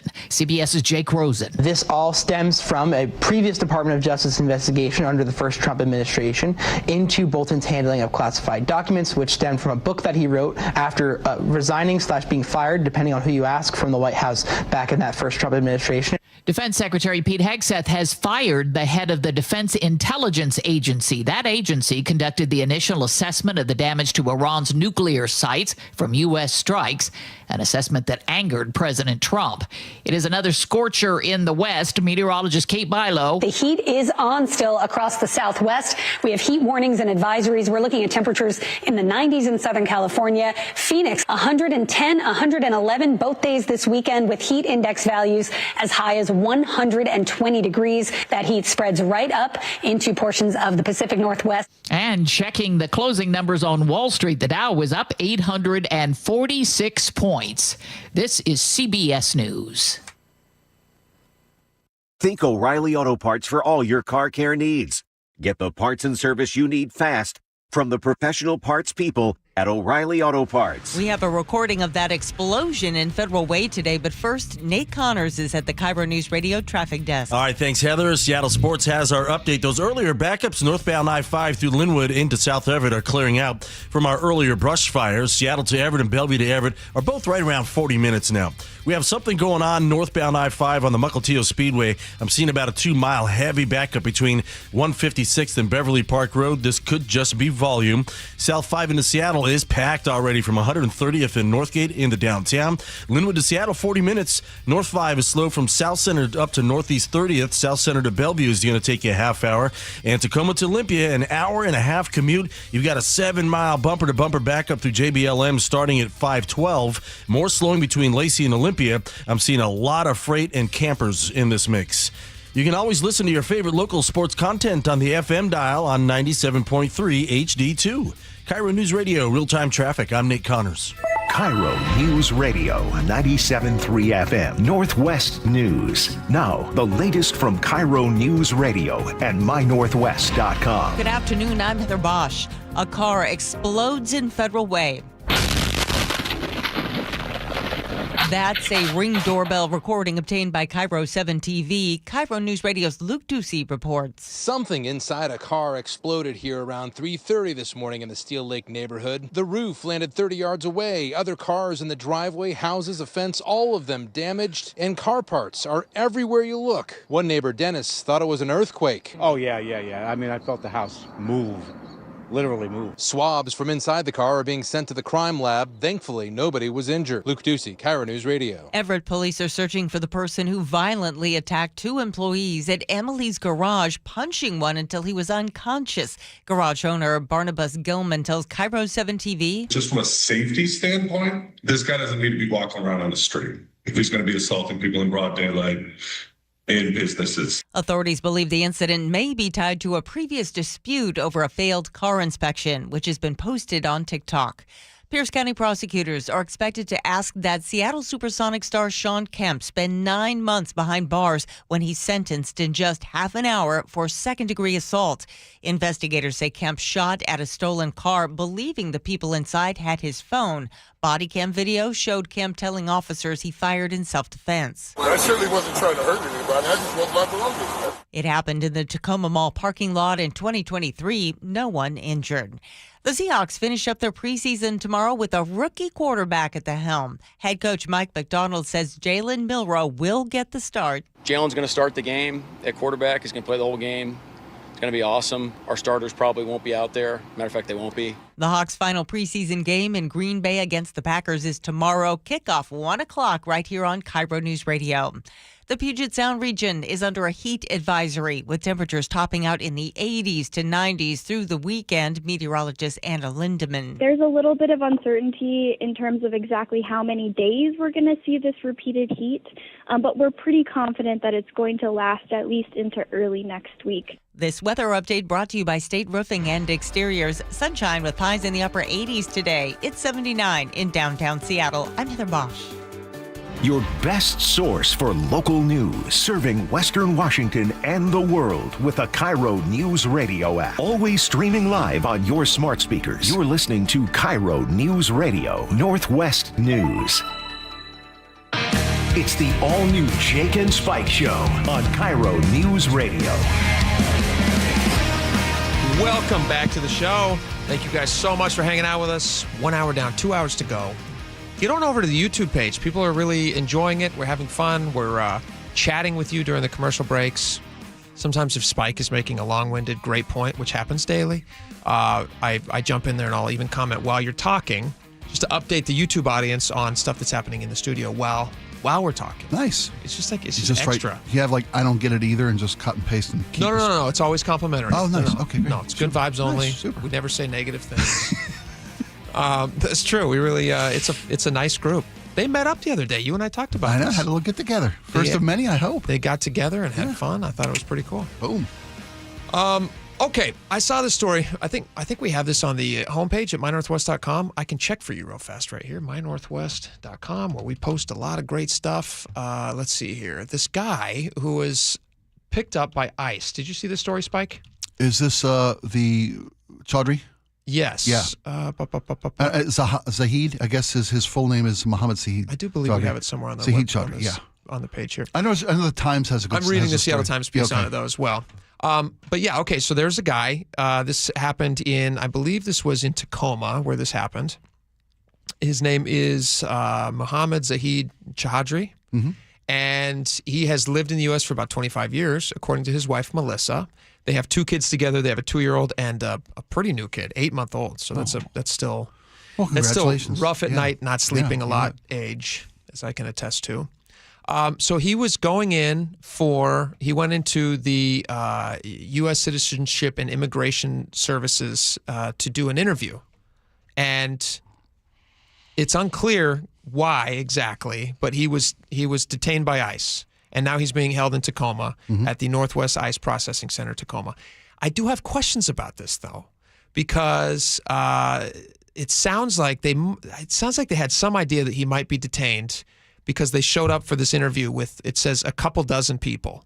Did you read that part of the story? Yeah, I read the story. Apparently, he is a U.S. Army veteran. But he had a run-in with the law abroad in Australia. Was convicted of credit card fraud and like false identity, using a false passport. Yeah, I guess that's the criminal charges against Mr. In the story, he was a taxi driver at some point. Somebody left behind a passport, which he then apparently tried to use in some capacity. Right.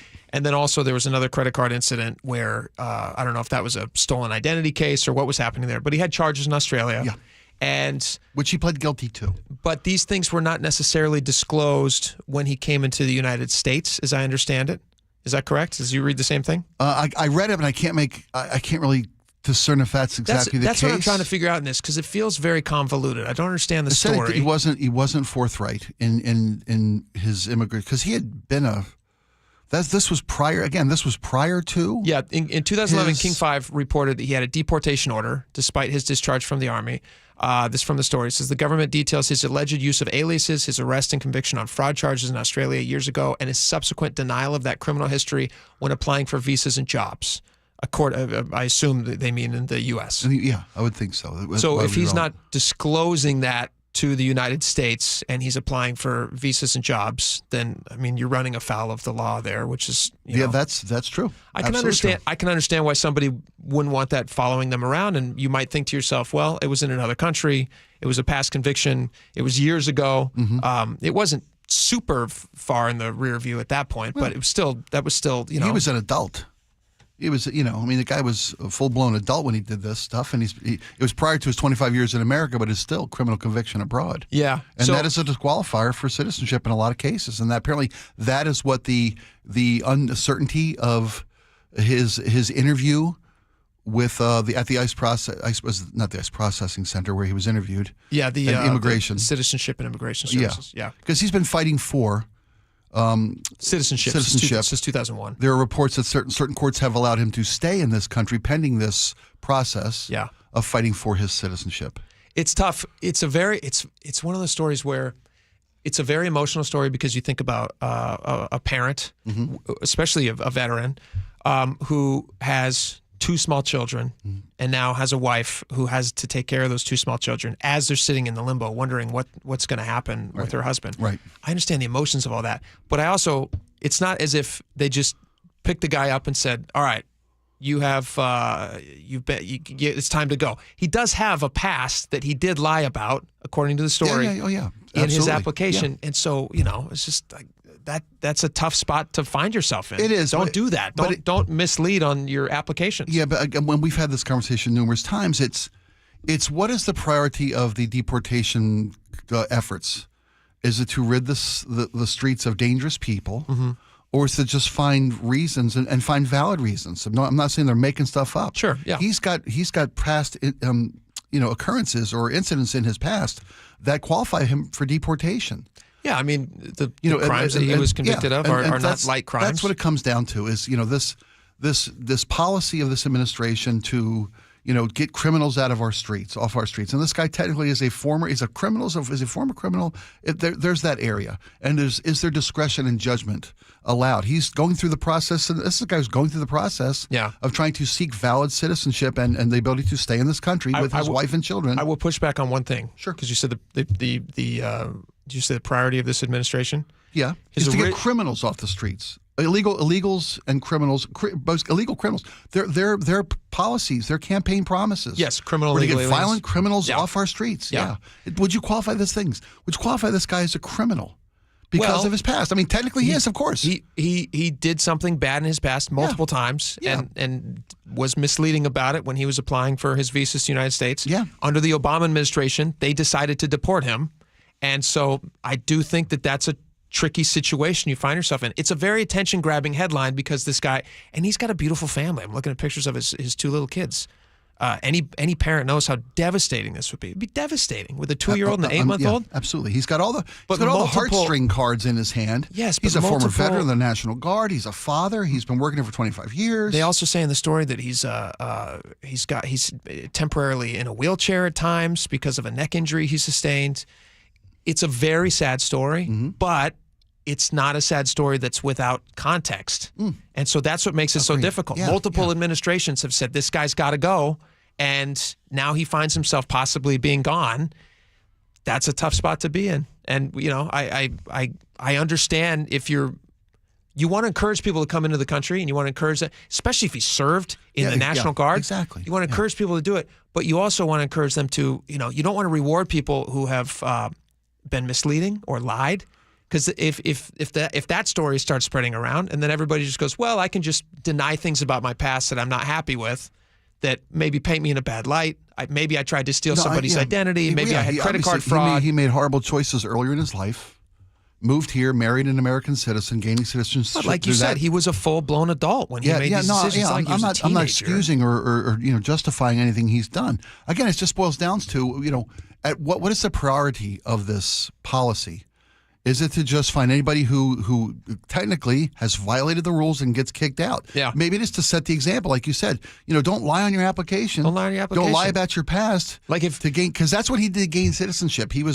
And to gain opportunities and jobs. Like he hid these facts from his potential employers in the States. Is this current detention that he has, is this demonstrably different than when he was ordered to be deported by the Obama administration?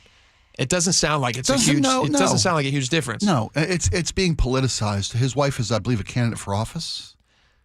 Yes, that's what the story says, or was recently. Or was recently a candidate for office. 2024. And and the incendiary atmosphere around the political environment about immigration and deportation and all these things right now. Suddenly you're talking about, absolutely. A veteran, a disabled veteran, father, married 25 years in the country, but you can't overlook what he's done in his past. I read the headline. I saw the headline was everywhere. It was just one of those pervasive stories all over the news locally here. And I was like, what more to this story? It sounds like there's just, and it does sound like there is more. And then as I started reading, indeed. Oh, yeah. There was these things where you go, okay, well, at least this makes sense. Because it would be horrible. Served in the military, right? He's a National Guard guy, and he's been here for 25 years.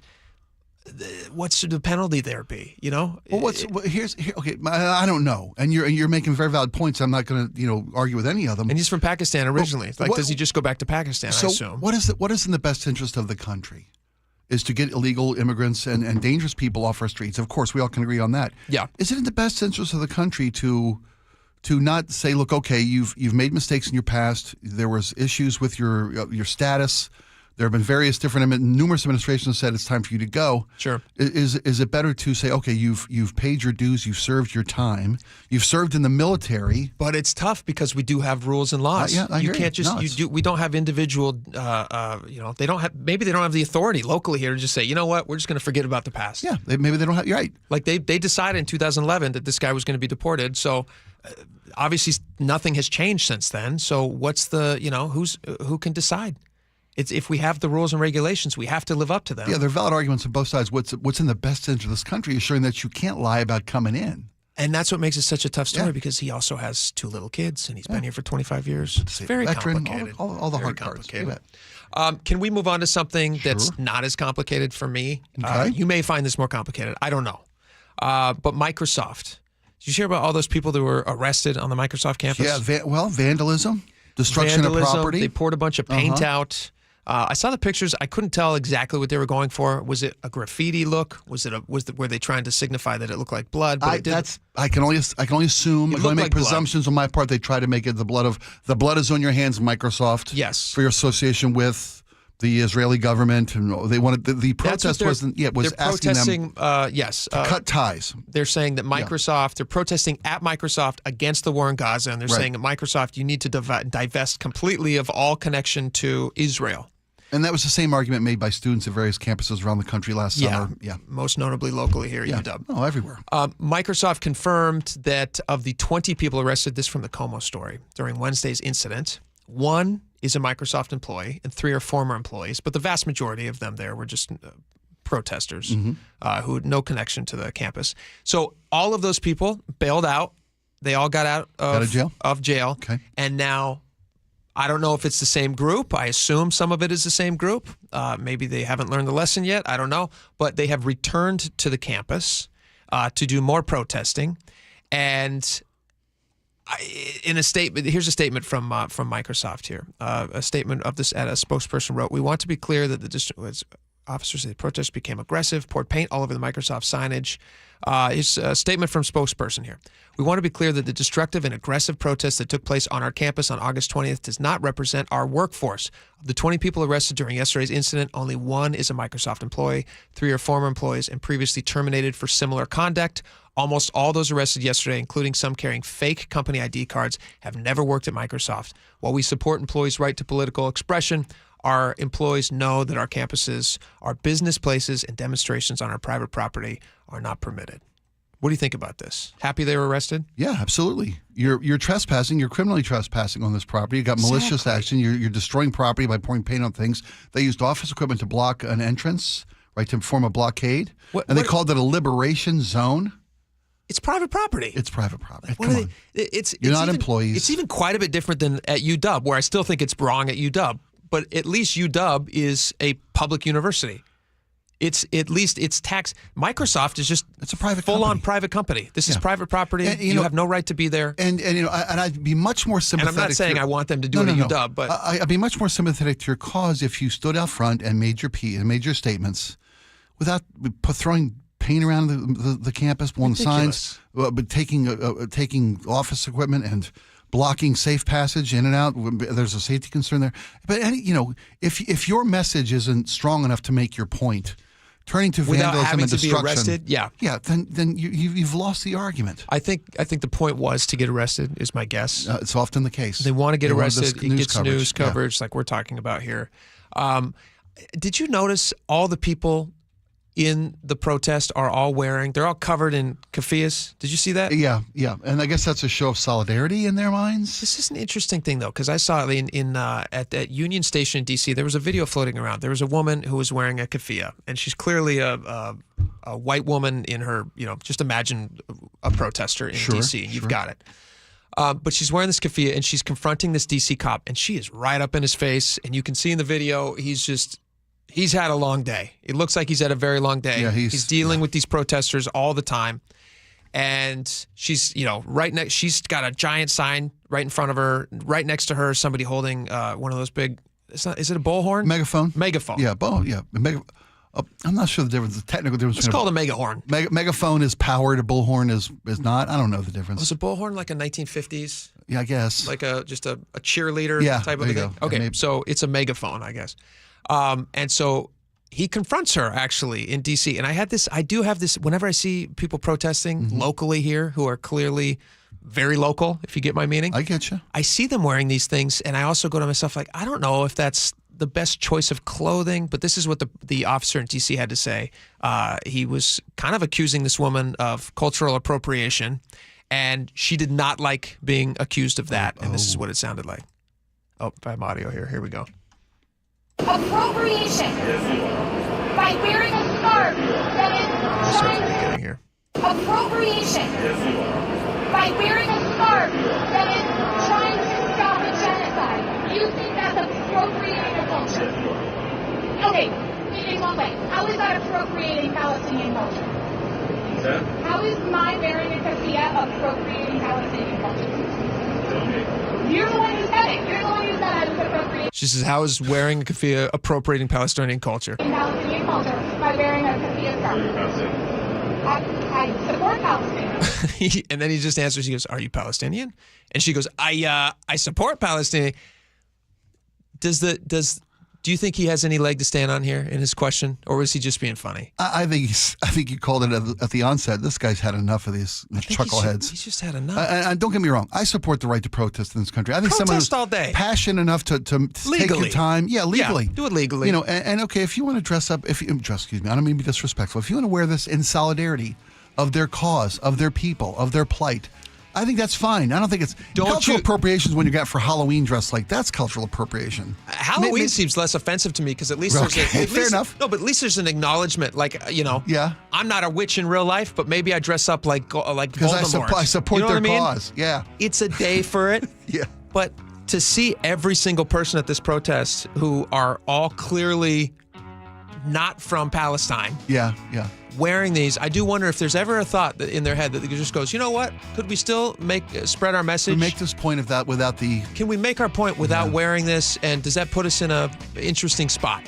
Feels like it's putting them in an interesting spot. I just like this DC cop. No, they're getting bang for their buck by wearing this garb. These is it keffiyeh? Is it they call them? It's keffiyeh. Okay, yeah. You're emphasizing your point. You're getting more visual representation of your cause. So I guess it is appropriation. Yeah. But for good.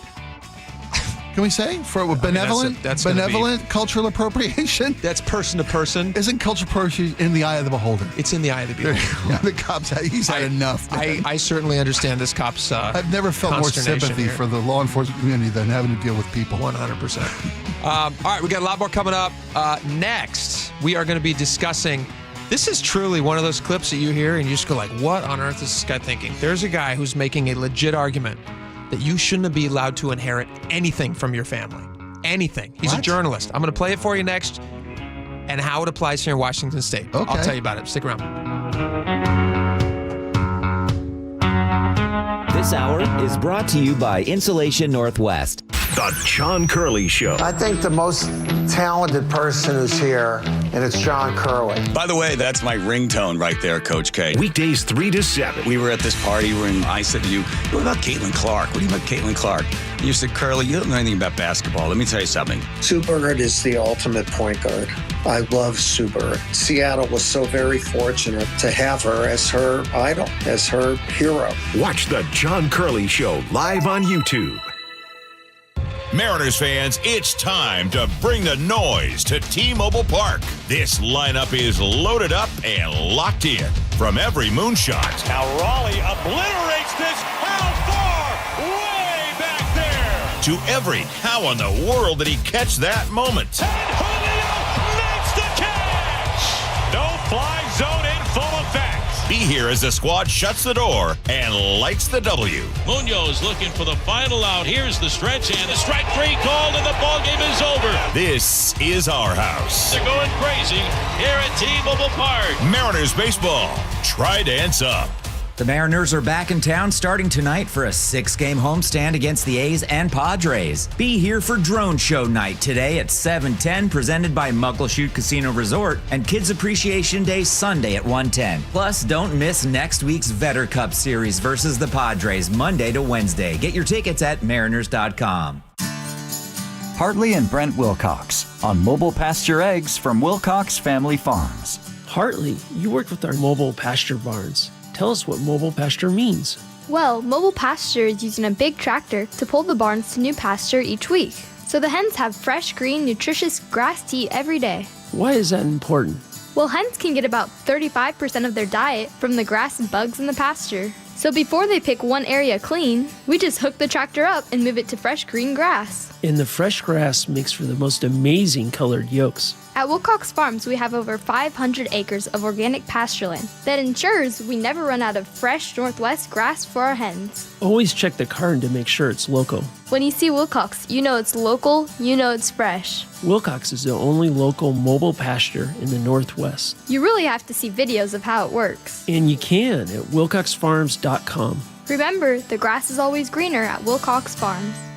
If you want that summer body you've always dreamed of, then this message is for you, ladies, and you men too. Get rid of extra stubborn fat and address areas of loose skin around the waistline, chin, and under the upper arms with ProSculpt, the new one-day instant permanent fat removal and skin tightening treatment. Maybe you've tried the lasers, fat freezing methods, even those new pills, but without the desired results. ProSculpt is different. It's minimally invasive, performed while fully awake, gentle, yet powerful. Designed to target the waistline, chin, neck, arms, and thighs, ProSculpt uses FDA-cleared plasma technology to deliver immediate, permanent fat-reducing and skin-tightening results, all in just one visit. If you want that summer body this summer, then you must act now. Go to ProSculpt.com today to schedule your free consultation. Get $250 off. For instant, permanent fat reduction and skin tightening, visit ProSculpt.com.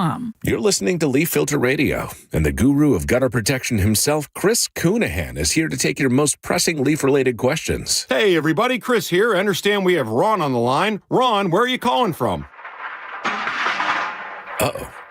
Ron, are you calling from a ladder? Well, I was.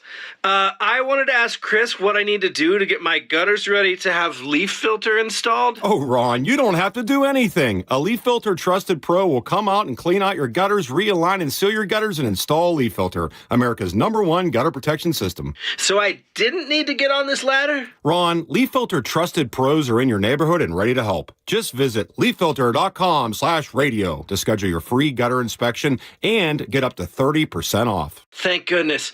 What was that site? That's leaffilter.com/radio for your free gutter inspection today. See representative for warranty details. Promotion is 20% off plus a 10% senior or military discount. One discount per household. You hear that? That's the sound of your business losing money. Legacy phone systems weren't built for today's teams. OpenPhone gives your business a smarter way to stay connected. OpenPhone lets you manage calls, texts, voicemail, and contacts all in one place so that you and your team can deliver a seamless customer experience from ring to... Need to take calls on the go? OpenPhone automatically transcribes, summarizes, and highlights next steps from every call, so you never miss a detail. Need insight into what closes a sale? With OpenPhone's AI call tags, you can instantly spot key topics like objections or pricing questions, and use those insights to coach your team and level up every customer interaction. And yes, you can bring your existing number with you for free. Keep your team in sync and your customers happy with OpenPhone. OpenPhone. No missed calls, no missed customers. Try OpenPhone for free at openphone.com/free and get 20% off your first 6 months. That's openphone.com/free. openphone.com/FREE. It's Olympic Hot Tub's 48th birthday, and you get the gifts. Big savings on our saltwater hot spring spas, plus free Bluetooth music and interest-free financing for 3 years. OlympichotTub.com. Better you, better life. KIRO News Radio 97.3 FM Northwest News. Now, the latest from KIRO News Radio and mynorthwest.com. Good afternoon. I'm Aaron Granillo. Summer heat is back on in full force. KIRO 7 TV meteorologist Nick Allard says a heat advisory runs all the way into Tuesday. At the very least today, we're going to be in the upper 80s and lower 90s. I do think we have to mix in a little bit of haze coming from east of the Cascades. That's another part of this, is that the wind direction is shifting. And then tomorrow, the hottest day, there could be some spots at least in the mid-90s to maybe triple digits. Hottest weather forecast in the foothills and valleys of the Cascades. One of the main gateways to Seattle Center is getting spruced up. WashDOT crews are cleaning all that graffiti off the walls inside the Mercer Street tunnels overnight. This will close the northbound and southbound ramps tonight at 10. They'll reopen by 6 tomorrow morning.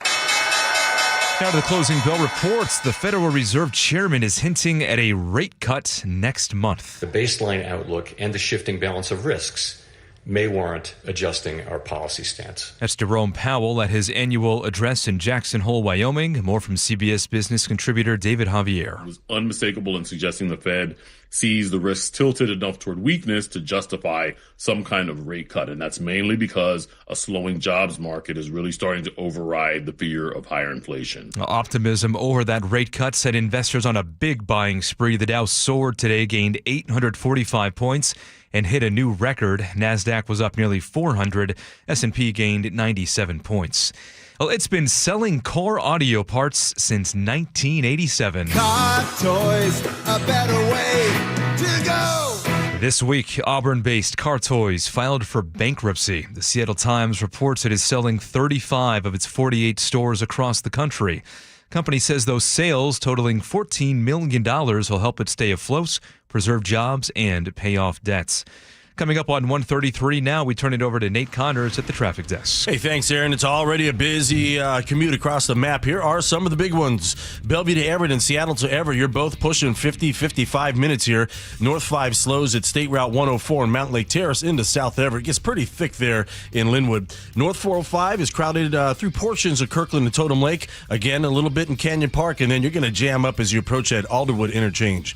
South 5 heading into Seattle, bumper to bumper from 130th and Northgate into downtown. Linwood to Seattle's a 40-minute drive. Both directions of 405 are heavy through South Center.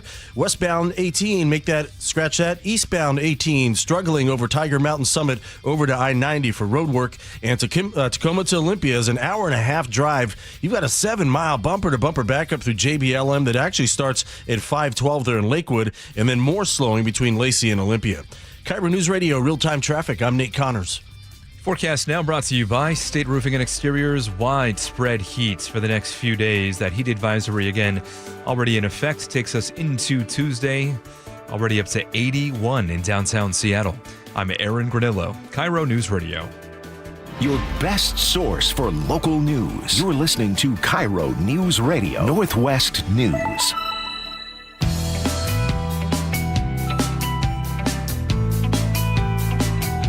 Welcome back to the show. This is a fun clip. This hails from the UK, actually. This is from Lewis Goodall. He's a reporter, presenter with the news agency and LBC, leading Britain's conversation. That's what LBC stands for. And he made a comment that I thought was kind of interesting, kind of swept around on the internets, about how you can should you be able to inherit stuff from your family, and what percentage? So, like in Washington State, for instance, Washington State has the highest estate tax in the country. Were you aware of that? I did not know that. As of I believe it was July 1st, 2025, Washington State officially has the highest estate tax over a certain threshold of anywhere in the country. Wow. Which is interesting when you start thinking about, are you allowed to leave stuff for your family? How much are you allowed to leave? How much is the state allowed to take from you? So we can talk about all that in a second. But this guy goes even a step further than what Washington State does. And he suggests that you shouldn't just have 35% of what your parents made. You shouldn't be taxed at 35% of what your parents left you. Okay. You should actually be taxed at 100% of what your parents left you. Listen to this clip. I wouldn't be opposed to 100% inheritance tax. Or maybe let's say 99%. You know, my rule might be that if you can put it in 2p bags, then you can hand it over. That's fine. When he says pea bags, does he mean like green peas? What does he mean, pea bags? I've never heard. It must be a British term. A 2p is a monetary designation, I believe. A 2p bag would be something that's 2 pence. 2 pence bags. I mean, I don't know. That's a cultural nomenclature I don't understand. Okay. I apologize. All right. Well, he's saying. Oh God, I'm sorry. No, go ahead. He's saying that you shouldn't be able to pass down. He's saying you shouldn't be able to estates to your kids. Estates to your kids. Leave anything to your kids. And the reason he thinks you shouldn't is this. 95%. I'm being provocative, but you see what I mean. I would not be against a far higher rate of inheritance tax than we have at the moment. One, that helps fund public services, which actually helps level the playing field in achieving a true meritocracy. Two, it will help us reduce taxes on income. Because at the end of the day, I want to incentivize work. I want to incentivize productivity. I want to incentivize people to get up off their backsides and do more. You don't have a right to inherit. You should have a right to work while you're alive and keep more of your own money. That's the only part of that I like. To me is more important, way more important, than your right to just inherit some money from mommy and daddy that you did nothing to earn. What do you think about this? I mean, it sounds like maybe he's being provocative to make a point, but I feel like he actually believes it. You think he's being an ass? He's being an ass. He's saying that if people are going to not work and not strive to make something for themselves because they're waiting for their folks to die and leave them things? Because they inherit things, yeah. Does he know how few people in this country get inheritances that make a difference in their lives? Yeah, and the reason we are trying to apply it here locally is because he referenced, we cut it out at the beginning of the clip, but he says in the United States, and he's talking about the U.S. He's talking about the U.S. Yeah. So he's saying rich kids not enough rich kids are working because they're waiting for their folks to die? I'm not saying that it doesn't happen that somebody inherits a ton of money and then they just lays about. I've seen Billy Madison. I know how it works. Yeah, okay. But that is kind of an exception. That's not really the rule. And the other idea is that somehow this is going to motivate people to work harder. Like, what do you think? Honestly, and this is an honest, and I know what your answer is going to be because it's probably the same one that mine is. Isn't it every parent's dream that you work hard enough in life that someday you have something to leave your kids? Isn't that give you a warm, wonderful feeling inside to think that maybe someday if I'm smart with money and I make good choices and maybe I can get into real estate in some way that's effective, I can build something that I can leave behind for my kids and give them a leg up? Isn't that every parent wants to do that? I'll take you one further. It's the reason I get up and go to work in the morning. There you go. It's, he's talking about eliminating productivity. Many people, including myself, could have cashed it in years ago. 100%. And just cashed out the equity in my home and cruised from here to the finish line. If you knew, it does the exact opposite of what he's saying. I would agree wholeheartedly. If you think that at the end of your life, everybody's just going to end at zero, why would you save anything? You wouldn't. And you'd live a crazy lifestyle like because nobody knows when they're going to go. So you'd have to just live like a crazy person. Well, a lot of people carry that mentality too. There's room in the boat for everybody, I guess. I know people that don't want to leave anything to their kids, and I know there's like a whole hey, I want to die. The last check I cashed, I want to bounce. And and a lot of very wealthy people. Shaq's makes a great example. I think Bill Gates has done it too. They're going to make sure that they're going to limit what they leave their kids because they don't want to limit their drive. They don't want to stifle their drive. Their initiative. Except they're still leaving them hundreds of millions of dollars. Yeah, that's comical. But yeah, so he's going to say, listen, I'm not going to leave them my whole. I don't want to stifle their drive, but I am going to leave them each hundreds and hundreds of millions of dollars. Yeah, I want them to still be motivated to make something of themselves to add to that $100 million I'm giving them. What a ridiculous thing to say. Ridiculous thing to say. I guess he's just being provocative. No, he believes it. I think he believes it. And I think there's people who believe it. And in Washington State, we have the highest estate tax. I didn't realize this until I was doing a little research. We have a 35% estate tax in Washington State as of July 1st, 2025, over a certain threshold. So if you have an estate that's valued at more than $3 million, the state will tax you at 35%. And of course, that can be the value. Like your house is going to be, a super huge value. Like let's say at the end of your life, you still have your house. Maybe that's worth $1.5 million. Mm-hmm. And then you have other assets. I don't know what the situation is, but if you get anywhere near that number, they're going to come in and say, hey, we're almost like a child. We're almost half of your children. 35% is a ton. It's a ton. It doesn't. Full third. It feels immoral to me that the state would step in and just say, we're just going to take this money from you and that's money that's already been taxed. You're already taxed on this money. If you've managed somehow to save, if you've somehow managed to save money at the end of your life because you've been prudent, why does the state get it? What I what bugs me about inheritance tax, because I understand the need to feed the tax base to help provide services for the entirety of society. I understand all that. In our state, inheritance tax is applied to, they say, education. Okay, which is a valid thing to fund. I'm all for that. It's a valid thing to fund, but we already fund education to the tune of billions of dollars. They often are running at deficits because they're bad money managers. Well, so this guy's plan was put in place. They'd get all that money. They'd get 100% or 99%, not just 35%. They'd fund like crazy. But there's so many loopholes. There's so many ways to avoid inheritance taxes. Which I like. But I'm with you. You can leave. You set up a trust. Right, exactly. There are ways to keep the tax man completely out of your inheritance, out of your kids' inheritance. But I work hard so that someday my kids will get something from my life's hard work. 100%. That's the legacy I want to leave my kids. Is maybe some good guidance, some moral guidance. Sure.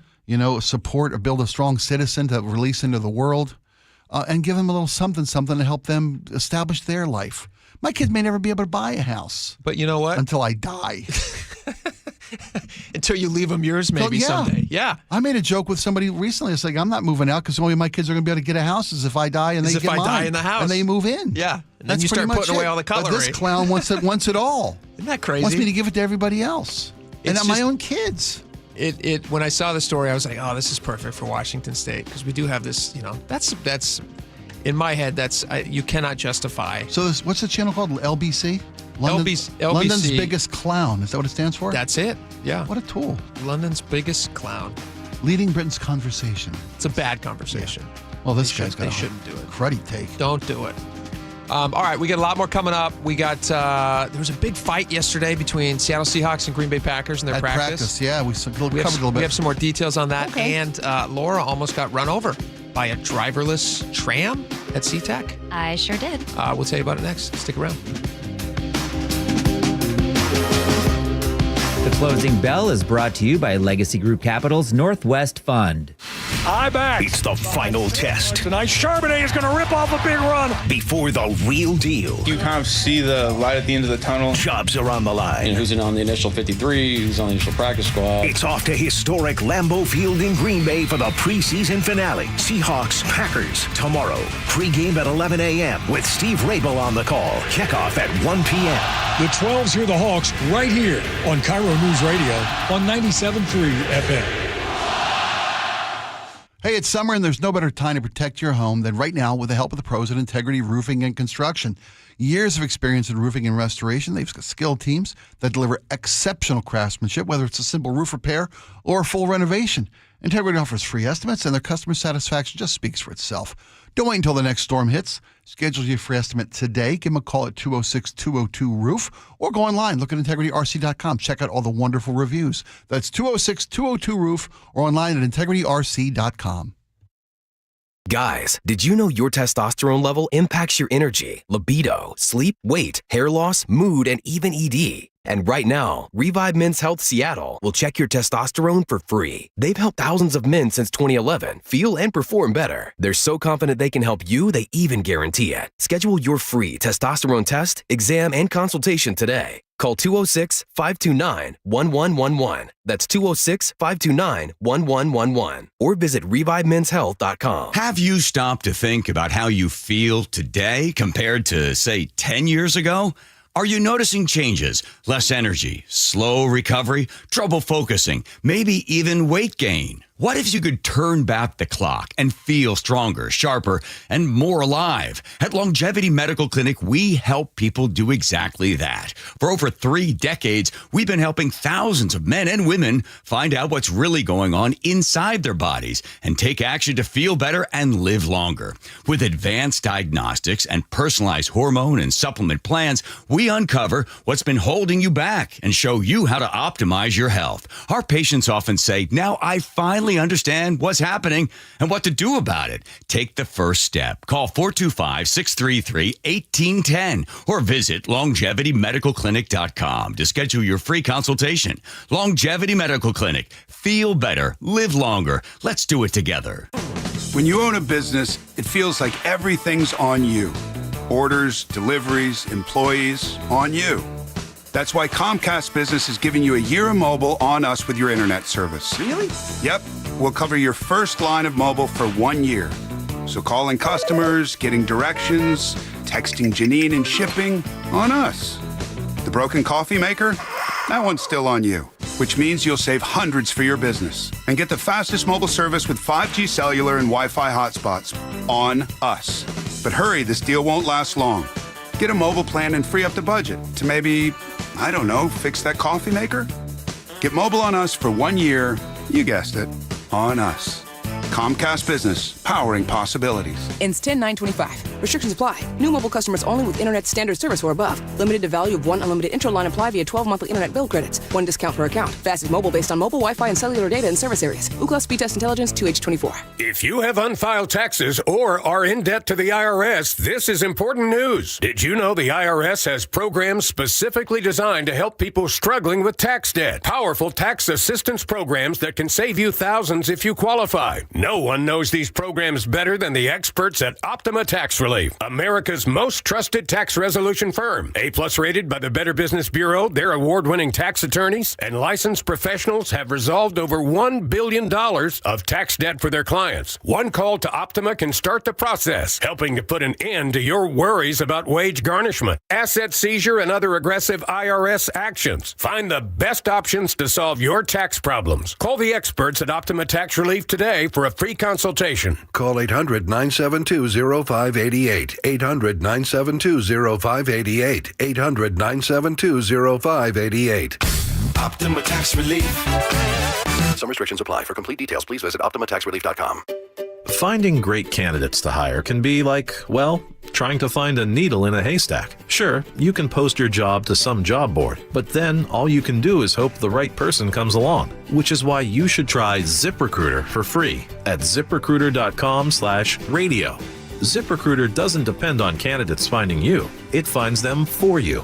Its powerful technology identifies people with the right experience and actively invites them to apply to your job. You get qualified candidates fast. So while other companies might deliver a lot of hay, ZipRecruiter finds you what you're looking for.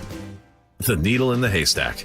See why 4 out of 5 employers who post a job on ZipRecruiter get a quality candidate within the first day. ZipRecruiter, the smartest way to hire. And right now, you can try ZipRecruiter for free. That's right, free at ZipRecruiter.com/radio. That's ZipRecruiter.com/radio. ZipRecruiter.com/radio. Protect your liver and give it the support it deserves with Active Liver from New Nordic. Find Active Liver in stores at your local CVS, Meijer Grocery, or online at Amazon or at newnordicusa.com. Planning a road trip? Plan a visit to your neighborhood Bucky's Complete Auto Repair for oil changes, brakes, AC repair, and factory maintenance. No appointment needed, and yes, friendly financing is available. Visit buckys.com.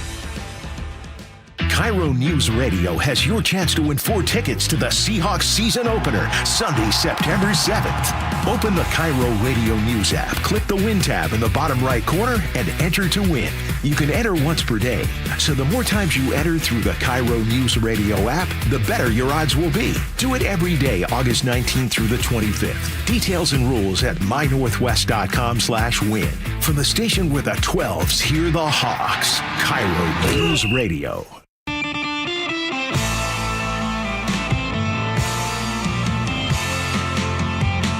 All right, welcome back to the show. Yesterday, was it during our show yesterday that we found out that the Seahawks and the Packers had a little skirmish? Right at the end of the show. Yeah. We had already covered the lovely story of the bikes, right? Such a nice way in. Well, practice did not carry on that way. The Seahawks participated in this really cool bike into work thing that they have, where they go from where the team stays onto the field, the training facility onto the field. I guess there's a decades-long tradition in Green Bay of the kids' bikes being used by kids' Packer bikes. players. The kids are there. Yeah. I wonder if those kids were watching practice when they all started punching each other and fighting. The throwdown. So there were, let's see here. There was a 2-hour and 21-minute practice. They played 11 on 11, and during that time, 3 different fights broke out. 2 of those fights took place when there was no video recording. There was a fight that is now circulating on social media, which I think we had yesterday, of all the players just going at it. And apparently, This is from Packers offensive lineman Zach Tom, who was part of one of the fights, shared what caused him to jump into it. He says, I mean, they were in the middle of our huddle, and I saw somebody on my left got hit, so I just reacted. I'm not sure who he pushed, but I saw him jump over the top of somebody and hit one of our guys. So he just jumped into the skirmish. Yeah. It'd be really tough to do, and everybody's so excited. And start swinging. Yeah. Everybody's excited. You're trying to make the team. The tensions are high. I don't want people fighting, but whenever it happens in hockey, I like it. Hockey's a whole different beast. You're encouraged to fight. Part of the game. I know, but I don't understand why they don't spread that around to other sports. Especially in football, where they're wearing helmets. I feel like the busted hands is really what it boils down to. Yeah, I guess you can't take. Yeah, but in hockey, they take off their gloves. They drop the gloves, and they fight they fight like men. And it's there's a certain respect. There's guys who you don't want to fight, and there's guys who are that's what they do. They're enforcers.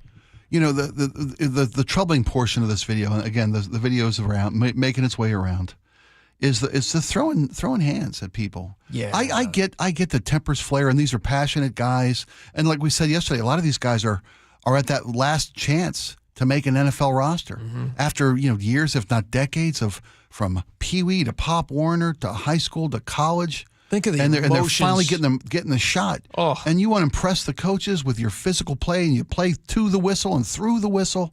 And sometimes people go a little step too far. But throwing, I don't think throwing fists at the other team's players, even to defend your buddies on your team, is going to impress a coach. No, you're probably right. I mean, if you're a solid player. I will say there is a thing where the coaches might like that you're willing to. You're a fighter. Yeah. You got your team's back. You are looking for that in players. Yeah. You do want to see guys who are willing to say, hey, you know what? You can't touch my guy like that. You want people with attitude. That's what I mean. This is the NFL, and that's why it's still such an integral part of hockey. Yeah, because the superstars in hockey tend to be the highly skilled, like a Gretzky was super finesse. Yes, yeah. and not a lot of bulk, not a lot of size. Yeah, and in hockey, nothing. If you take Gretzky out of the game, your team's got a much better chance to win. So you got a goon on your squad to protect him. You're right. That's the reason hockey has it. And that's what these big linemen, this guy Tom, Zach Tom, he's a big boy. Big boy. He's an offensive lineman. He's a big boy. But if the kids are there, you're right. If the kids are there, you don't want them seeing the fighting. I don't ever want to see a player swing at another NFL player. I get the body blows, I get the shoves, I get the heightened, the passionate explosion of tempers, but you never want to see him fighting. Yeah, let's get rid of the fighting. There was a film last year, maybe 2 years ago. A guy took his helmet off and swung his helmet at another player. That was bad. I remember that. Yep. There's a guy who should never step on a field again. But again, man. that's a momentary reaction that he's having. Yeah, that he should not have had. Pure emotion. It's pure emotion. Yeah. But the lack of control. Getting away from it, but the lack of control, you can't excuse it. All right. Real quick here before we run out of time. Laura, you were recently at SeaTac, and they have this new thing at SeaTac where they have a driverless tram. What is this? Yeah, so it's a great idea in theory, right? Because that walk from the light rail to the airport, have you guys done that walk? I'll confess I've never done it. I was just going to say. I've done it. You've done it. It's the longest connector in your whole travel plan. How it's the long walk are we talking here? It's the entire length of the parking garage. Yep. You've seen the parking garage 1,000 times, right? Yeah. As you make your way to the airport for drop-off or pickup, you see that whole northern exposure side of the parking garage. That walkway comes from out of the terminal, the entire length of that garage. I've done it once. Okay, over to the light rail station. I've done it once. It and took forever. God forbid you're at an A gate, and you got to go all the way to the other end of the airport. Really got to slog through, yeah. So they now have a driverless thing that will transport you that distance? Yeah. And when I first read this story, I was like, great. Takes them years to do things that they probably should have done the second they put light rail in, right? Nice. Mm-hmm. But I was walking to take light rail, and first of all, impossible to find the shuttle, no signage, no idea where to get on it. So I did the whole walk with a knee that kind of hurts right now. And as I was coming around the bend, this little golf cart thing, I was like, oh, that must be the shuttle, whips around the corner of the elevator bank, going 20 miles an hour. Yikes. It almost hit me. I had to leap out of the way. You're kidding me.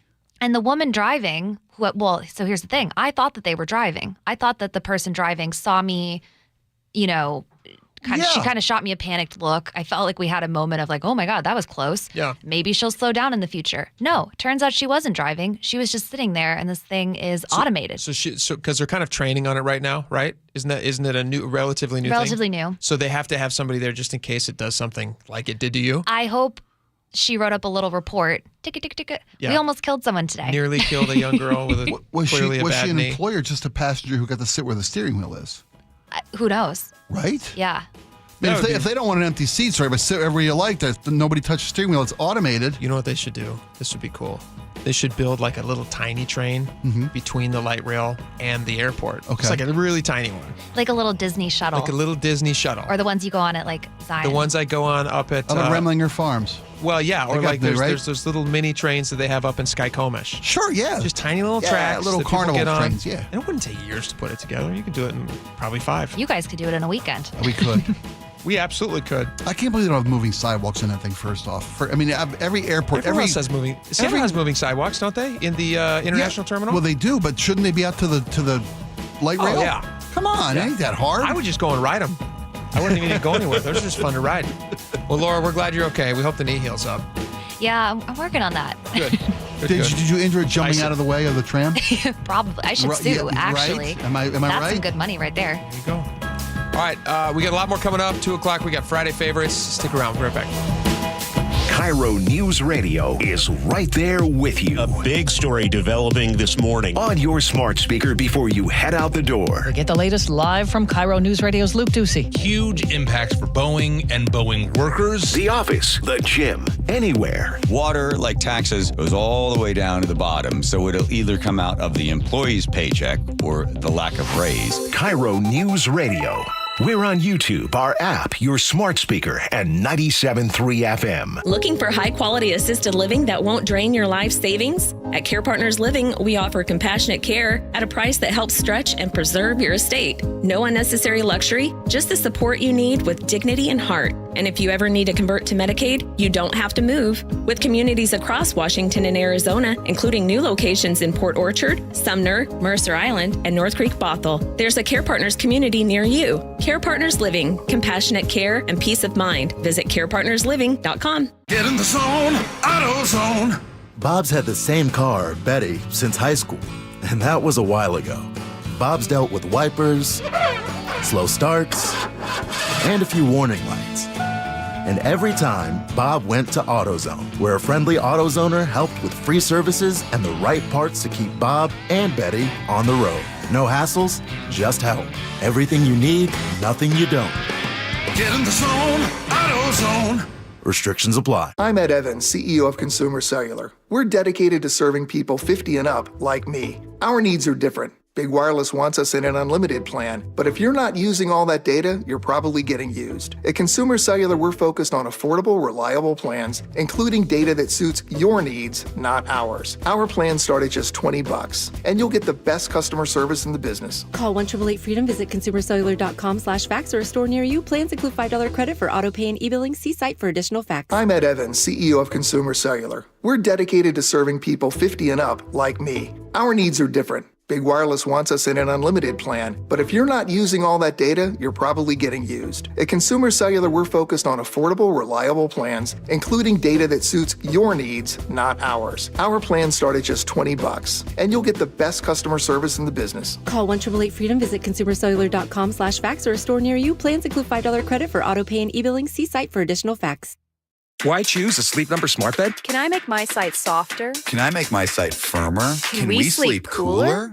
Sleep Number does that. Cools up to 8 times faster and lets you choose your ideal comfort on either side. Your Sleep Number setting.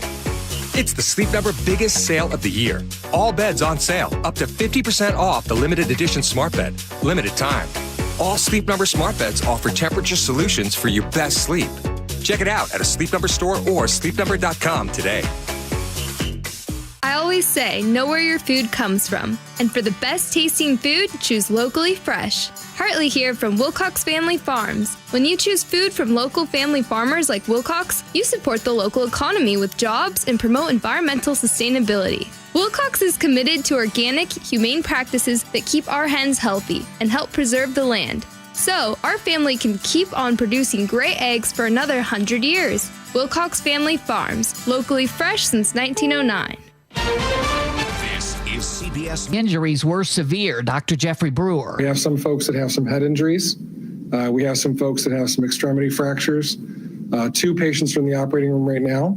one with internal injuries that are being managed and one with a severe extremity injury. The Justice Department has released transcripts and recordings of an interview last month with Jeffrey Epstein's imprisoned former girlfriend, Ghislaine Maxwell. Linda Kenyon reports. Maxwell is the convicted accomplice of sex offender Jeffrey Epstein.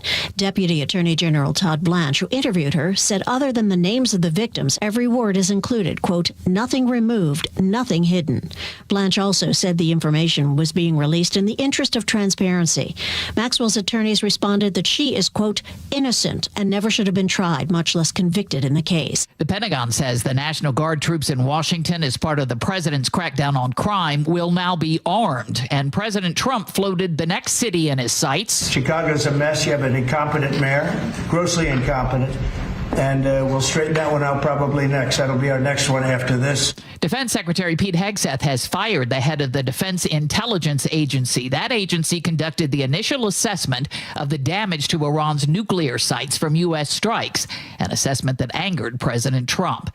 The FBI searched the Maryland home and Washington office of Trump's former national security advisor, John Bolton. CBS's Robert Costa says it could be connected to Bolton's book and classified information, but there are other possible reasons. Many national security officials from the first Trump administration and the Biden administration are in the spotlight from the Justice Department and the FBI for any kind of alleged conduct about the investigation into Russia's interference in the 2016 election. There's been a revival behind the scenes, an interest inside the Trump administration about that. On Wall Street today, investors finally had something to cheer about after a week of losses, but it was only a hint from Fed Chair Jerome Powell that interest rates could be cut. The Dow soared 846 points. This is CBS News. Sponsored by Progressive Insurance. We offer auto, home, and commercial auto insurance, plus a variety of business insurance options. Visit Progressive.com today. You will hear what it sounded like when a car exploded in a Federal Way neighborhood. But first, Nate Connors is at the traffic desk. Hey, thanks, Aaron. Home Comfort Alliance has the update. Looks like a bunch of folks already hitting the road for their weekend trips. We have extensive backups across the region this afternoon. Everett to Marysville is at 35 minutes. That's over double the norm. It is solid from the Boeing Freeway into Marysville, a 9-mile backup here. Once you hit Highway 2, this really gets thick. Bellevue to Everett, it's taking you 1 hour. Scattered backups between Kirkland and Canyon Park. And then you'll join that North 5 backup that really stretches into South Everett now. Seattle to Everett, 50 minutes. You're going to start to crowd at 145th and Shoreline. South 5 packed from Northgate Way into downtown. Linwood to Seattle's at 40 minutes. Eastbound 18, you're in a 5-mile thick backup over Tiger Mountain to I-90 for road work. And Tacoma to Olympia, an hour 35 minutes. A 7-mile bumper-to-bumper backup through JBLM starts near 512, and then you've got more slowing between Lacey and Olympia. Save 50 to 75% by combining tax credits, rebates, and incentives on a new heat pump from Home Comfort Alliance. Visit homecomfortalliance.com. KIRO Newsradio Real-Time Traffic. I'm Nate Connors. KIRO FM and HD1 Tacoma, Seattle. KIRO News Radio 97.3 FM. Northwest News. Now, the latest from KIRO News Radio and mynorthwest.com. Good afternoon. I'm Aaron Granillo. It was an explosive wake-up call in a Federal Way neighborhood. That is what it sounded like from a neighbor's doorbell camera when a car blew up. This man lives nearby and tells KIRO 7 TV. It seemed like an extremely loud thunderclap or certainly a loud explosion that moved furniture. You know, I could feel like that concussion. So it was substantial, very substantial. Nobody was injured. Police and a bomb squad are still investigating.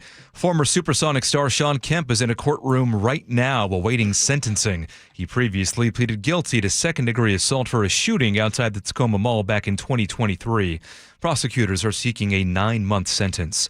The Auburn Valley Humane Society is bursting at the seams today after the surrender of more than 80 dogs. They came from a community member here in Auburn who just had a situation that grew out of hand. Trina McGrath is CEO of Operations and Animal Care, says the conditions in that home were not good.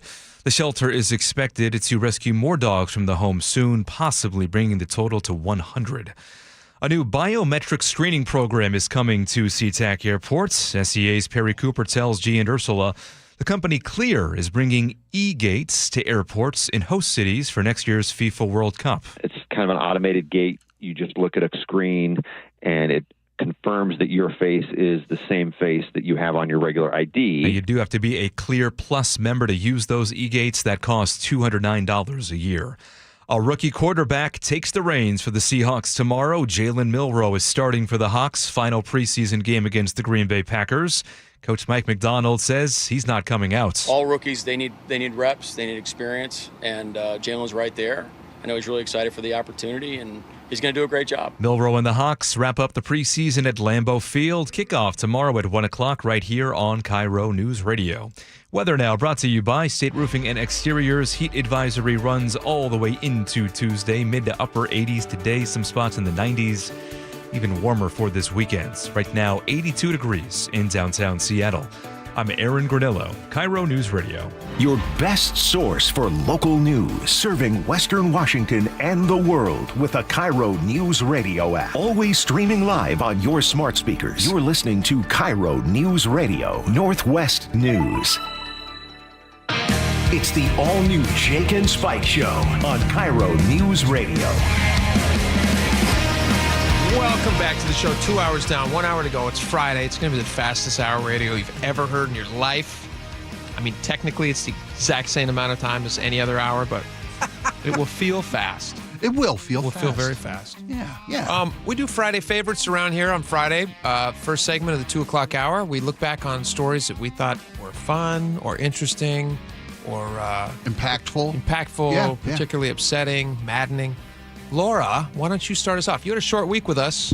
So Super short. We're basically working with, what, today? Yeah. And yesterday? Yeah, very limited. So pretty what limited. jumped out at you? Okay, well, I'm going to cheat a little bit. Okay. I missed the python. You guys had a 10-foot-long python, like exactly like the Britney Spears music video one, by the way. Yeah, albino python. It was in the studio on Tuesday. I booked this conveniently for when I would not be here. But I want to hear all about it. Well, good news for you. He's still here. He's under your table. Oh, no. Did you hear he got stuck? He crawled into the guts of this console. He did. Linguini was his name. Ugh. That's pretty cute, actually. He was, and I've kind of gushed over this since I met the reptile. Our kudos again to the reptile man. Yeah. Isaac, who brought him in. Isaac was a good dude. Reptile Zoo, of course, is closing in Monroe after 30 plus years because it's just financially untenable for them to stay open. They took a hit during COVID, as we all did, when people couldn't visit. They tried raising their prices by just $1.50 on weekends and couldn't make the financial jump to stay as a viable business, and we understand. But they brought in Luigi, and I'm not a snake fan. Wait, Luigi or Linguini? I'm sorry, Linguini. Okay. Sorry, Linguini. It was the mustache that threw me. No, they brought Linguini in. Isaac brought Linguini in, and I'm not a big snake guy, but Jake honestly has a genuine petrified. Fear, phobia of snakes, and a dislike, and it's not unvalid. No, snakes are dangerous. Snakes are. The snake could have killed any of us. Evil, incarnate of evil. They're not. No, see, that's where I read the Bible, dude. Just that one. It's all in there. Let's not judge by that one. Yeah, he gave a bad name to the rest of snakes. No, I learned a lot about snakes. Right? I learned a lot about snakes. And you overcame your fear. Set a fine example for your boys. I showed that it's possible to be brave even when you're petrified. Right. And that's what I did. I wore that thing. It's like 40 or 50 pounds, 10 feet long, Yeah. massive snake. He literally got stuck under your desk during the commercial break. Oh, He my climbed gosh. under there, and he was so fat, he was so girthy that our little the thing that holds our headphones underneath, he got jammed in between there. What? We had to go get screwdriver and everything to try to get him out. It was kind of hilarious. Whoa. The snake was fine. He didn't care. He was having a great Well, time. yeah, he put himself in that situation. Yeah. Well, because we figured out that there's probably a mouse somewhere in the studio. Well, possibly. Or was it one time? Yeah. Or do people eat in here? And to like go down into the sewer and start breeding these horrible little creatures. Or maybe one just gets then away and climbs down his and up yours, because it's all connected. We're all connected in this world. It's horrible. Jake, did you ever think about not holding it? Like Yes. when you were coming in, were you like, I'm going to sit next to the snake guy and the snake, but I'm not going to. I knew I had to. Thank you for asking. I knew I had to be brave because so many people are looking up to my bravery, and I knew that they wanted to see me overcome a fear. I say that kind of in jest, but I actually did know that my kids were going to be watching, and I'm always telling them to be brave. You know, you're only brave if you're afraid of something, you still do it. It's kind of like an episode of The Bachelor where if you don't rappel off the skyscraper with the guy, then you get sent home automatically. You have to overcome your fear. That's what I was visualizing as the snake was wrapped around my head. I said, this is exactly like me being on a date on The Bachelor. Yep. And if I don't do it, then I'm not going to get a rose. Jump out of the plane. And that's how that's actually how you can get through anything in life. Just imagine that you're not going to get a rose, and you're on The Bachelor. Fear of loss. And you can do it. That's great. You'll never get that Instagram sponsorship. Nope. And then my clout doesn't grow, and then I'm just off The Bachelor, and I'm not doing anything. By the way, are you guys watching Bachelor in Paradise this year? No, but you're like the fifth person who's told me I need to be watching it. You got to watch it because they brought in the. This is a little different than our Friday favorites, but we can talk about it for a second. They brought in the Goldens. You know, the Golden Bachelor, Golden Bachelorettes? The elders? They call them the Goldens. The Goldens. Yeah, Golden Bachelor. They wheel them in? They brought them in. Okay. And they have enough parking for all of them to park at one time? They're partiers. Those people go the hard. Goldens? They don't care. They don't care. Yeah, they do not care. And they go really hard. I've tried to drink with seniors before. You can't keep up. Can't do it. Can't do it. And they're all like quite, well, you should watch it yourself. Okay. You should watch it yourself. So wait, are they on the beach by themselves or with the usual Bachelor in Paradise Yeah, they're crowd? with the young. Can people interdate? Intergenerational dating? They can. Has anyone made a move? Something a little more mature. They a little more full body. And I did see on a recent episode there was an older lady and a younger guy who got into a very close situation. But I don't want to spoil too much. Okay. And Okay. But it's a watchable thing. You should watch it. You should check it out. Well, maybe that 53-year-old woman from yesterday should just date younger. That She could be a should. solution to her problem. She should. We should play that clip. I didn't pick that one, but that was on my. That was an honorable mention. Yeah. There was a okay. 53-year-old lady. Thank you. I'm going to do something different, but there was a 53-year-old lady who was lamenting why she was alone. I'll play you the audio here. And this is an interesting thing because you're going to have a different reaction to it than I did initially and that Laura did initially because we watched it. It was a video. She posted from her car. As so many people do these days. Yeah, these testimonials from the passenger seat are driving me nuts. She has a physically appealing features. Lovely. She's got a very symmetrical face. For Blonde, big eyes. Yeah. For a 53-year-old, Great I would describe her as a very attractive 53-year-old. Wearing a bare-shouldered ensemble in the video. Very attractive. Oh, you go 53. Wow. 53. How can you Where? not find a guy? And I couldn't figure out when I was watching, it's like, why is this lady alone? And then I listened to it during the show, not seeing her face, and it's a whole different thing. I'm 53. It has been several years. Where are all the good men? I'm tired of being alone. I want to share my life with someone. I am just freaking tired. I want to be in love. I want to share my life with someone. I want to feel the joys. I want to have my hands held. I want to be held. I want to kiss. I want to support. I want to make coffee with that person. I want my person. I want my person. Why is it so hard to find your person? So we which we thought when you hear it, you instantly know. You're like, all right, stage 5 clinger for sure. So that's why she hasn't found her person. But that was an honorable mention. Spike, Laura, great pick for the snake. And if anybody wants to see, go back and watch the YouTube of us in studio. I heard that our social media guy, Ben, put together a long video that's going to get posted this weekend. Oh, so if you're not following us on Facebook this week, great time. And then that'll pop right up in your feed. You'll get the whole thing. I'm amazed at how many people from the office came in to meet Linguini. Everybody wanted to meet the snake. What? Linguini. At least 10 people. People I didn't even know worked here. Okay, I saw a warning email from our manager, Brian, saying, if you don't like snakes, stay away. Yeah. Like, by the way, like there's going to be a snake. You should, give the newsroom a wide berth. But people were crowding in. I think the only person who didn't come in for photo was Brian. There's a ton of people in here. Yeah, he was so well received. And they all want to be wrapped up. Everybody was referencing Britney Spears too. Like not a joke. Everyone's like, it's just like the Britney Spears video, which is 20 years old. It's ridiculous. Did anyone bring a bikini? Yeah, me, but they wouldn't let me wear it. Yeah, I know. Unfortunately. Spike, what was your favorite story of the week? I appreciate the fact that we're getting a moment for honorary mentions.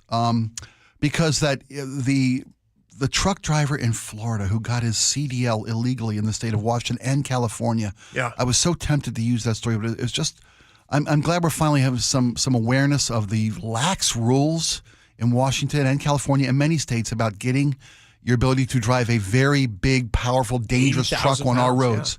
Yeah. But I want to keep it positive. So and I was this close to the 6,000 new words entered into the Cambridge Dictionary this week, because every year they add new words that make their way into our cultural lexicon, and skibbity made it this year, and brotocracy made it this year. But again, I want to keep it positive. So I picked NFL draft, first pick in the NFL draft, Cam Ward. I'll say of Wazoo, but yeah, he graduated from Miami. Yeah. First round pick of the Tennessee Titans. The kid's going to be an impactful player in the NFL, not just because he has the skills to succeed, and he clearly does, but because of the interview he gave about his work ethic. And Jake, if you could play that. Yeah, and this is talking about getting up early and doing the job. I'm just a big person on work. Like I said yesterday, I've grown up, watched my dad wake up at 4:30 doing the job he didn't like. So, if I can't wake up early and do what I need to do for a job I do like, I shouldn't be playing football. And that goes for everybody in the locker room. If you can't have the expectation for yourself that you want to be whether a good or a great player and want to put the work in, I just think that's how it should go. I just think good things only come to those who work. What a feather in the cap for his dad. Yeah, you bet it. And his mom, obviously. But he references his dad there. To see your grown son not only having been so successful that he, obviously crushed it in college, and now he's a first-round draft pick, and now he's likely going to be a star in the NFL. But the kid, he got 2 college he only offers, had two scholarship offers. So that's all work ethic. Work ethic, 100%. Yeah. I just thought that was such a refreshing thing to see from a young, obviously the guy's got skills. Yeah. But the reason he is who he is today, where he is today, with the opportunity he has today is because of his work ethic. That's a born leader. That's what sets him apart. Absolutely. And anybody can adopt that. Like cool? I said, his dad did it for a job he hated.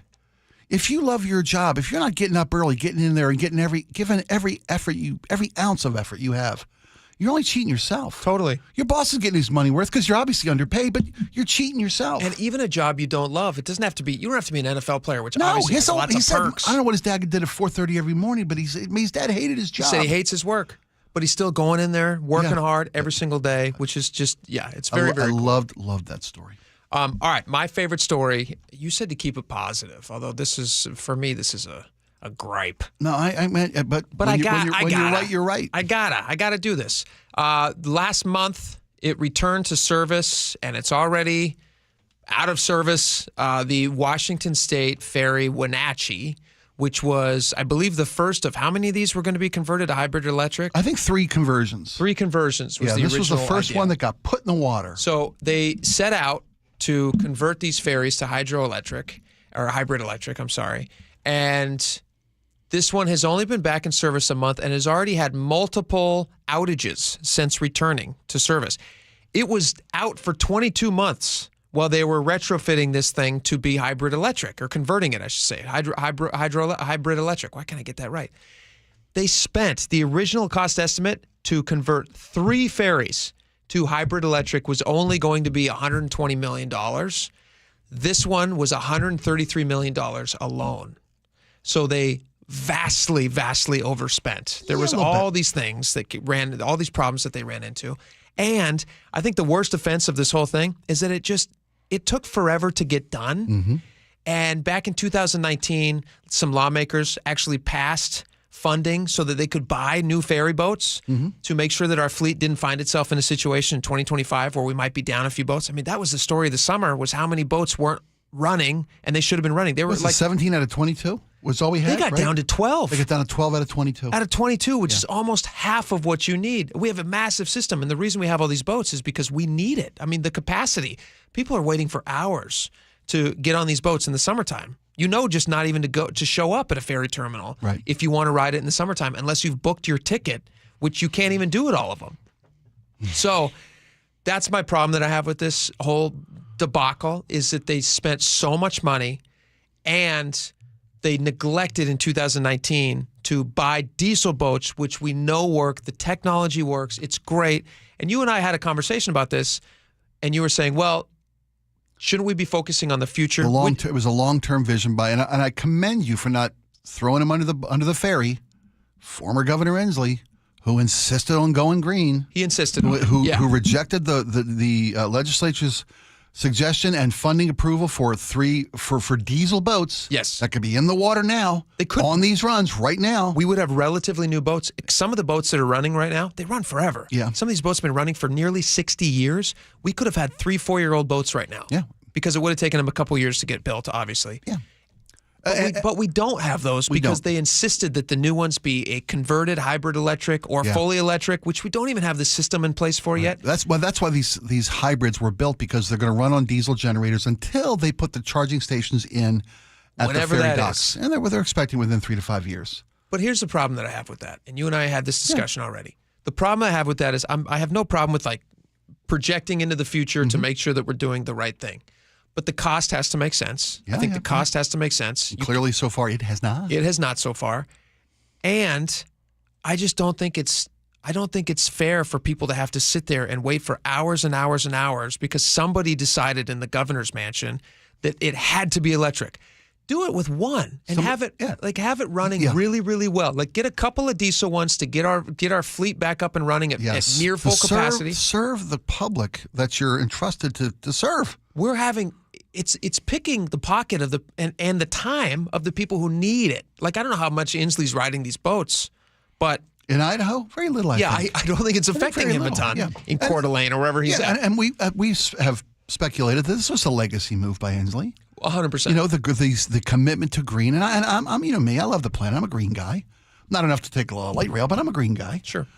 So I understand his need for this, but it really flew in the face of practicality for the state and service to the state's transportation needs. Do it once. Do it so well that everybody goes, yes, this is the way. This makes sense. And then buy 3. The technology makes sense. We're not running out of future. We got plenty of future to worry about. Got a lot of future left. Yeah. And apparently we have unlimited funds. So in the future, think about that. Back in 2019, if we had bought boats at $120 million apiece, and now they're going to be hundreds and hundreds of millions of dollars to get these things done. Nothing's getting cheaper. And they're built out of state. Mm-hmm. So that money isn't even being cycled back into our local economy here. They're all being built in Florida. Yeah. So I just think they bungled this thing big time. Well, there was one element of the story I brought it up the other day, and I would bring it up again. Please. Anytime you put a new boat in the water, there are growing pains. Sure. That's why this thing's been out of service for a couple of days now, with no expectation that when it returns, there's a communication issue between the electrical system and the power grid and drivetrain. I'm not a ferry technician. I don't know. Yeah. But they expect to be back in soon. Every time they launch a new boat, there are a couple little hiccups and days that it's out of service while they figure things out. It's not like the whole project was a bust. It will be in service. No, and I don't think it was a bust. Yeah, no, I know you're not saying it was. I just wanted to give that point. Yeah, but I think that is proving the point that they should have reliable was available. Taken the path that you knew worked while you tested out the new thing. Yeah. Right? Spread your eggs into multiple baskets. Like you don't have to throw it all into one basket. One ferry. Yeah, that won't run. It won't run very far. That basket is stuck. They don't know when it's going to get back in the water. All right, we got a lot more coming up. Stick around. We'll be right back.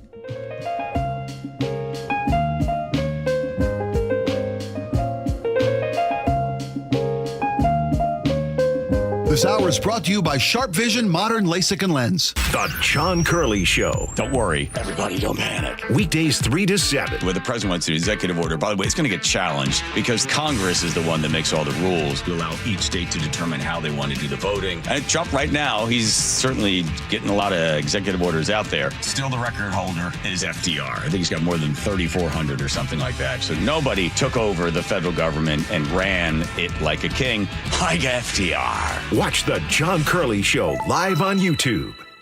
You're listening to Leaf Filter Radio, and the guru of gutter protection himself, Chris Coonahan, is here to take your most pressing leaf-related questions. Hey, everybody, Chris here. I understand we have Ron on the line. Ron, where are you calling from? Uh-oh.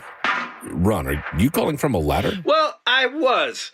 I wanted to ask Chris what I need to do to get my gutters ready to have leaf filter installed. Oh, Ron, you don't have to do anything. A Leaf Filter Trusted Pro will come out and clean out your gutters, realign and seal your gutters, and install Leaf Filter, America's #1 gutter protection system. So I didn't need to get on this ladder? Ron, Leaf Filter Trusted Pros are in your neighborhood and ready to help. Just visit leaffilter.com/radio to schedule your free gutter inspection and get up to 30% off. Thank goodness. What was that site? That's leaffilter.com/radio for your free gutter inspection today. See representative for warranty details. Promotion is 20% off plus a 10% senior or military discount. One discount per household. This is the story of the one. As a lineman, he does whatever it takes to keep the power on in his community. And he wants a partner like Grainger who does the same. Grainger offers the professional-grade products he needs, from voltage detectors to harnesses to hard hats, plus fast, dependable delivery, so he can rise to every challenge. Call 1-800-GRAINGER, click Grainger.com, or just stop by. Grainger, for the ones who get it done. This is the story of the one. As a lineman, he does whatever it takes to keep the power on in his community.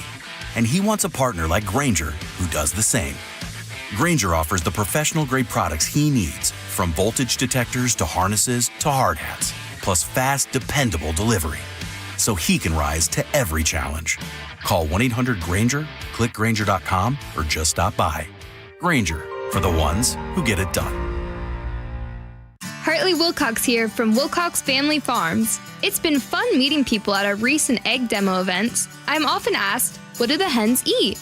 Well, Wilcox hens eat natural grains, seeds, and grass. They forage for worms and bugs, and their diet is free from pesticides and fertilizers.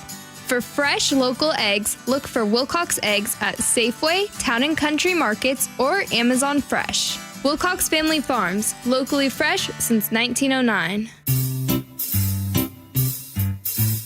1-877 Cards for Kids. KARS Cards for Kids. 1-877 Cards for Kids. Donate your card today. 1-877 Cars for Kids. KARS Cars for Kids. 1-877 Cars for Kids.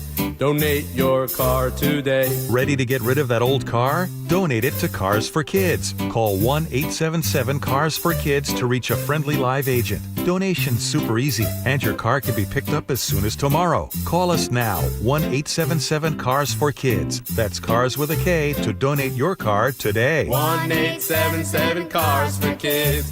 Donate your car today. Did you know you can donate real estate too? Go to carsforkids.org. That's carsforkids.org. When you're hiring, have you ever felt like you're missing out on meeting truly great candidates for your roles?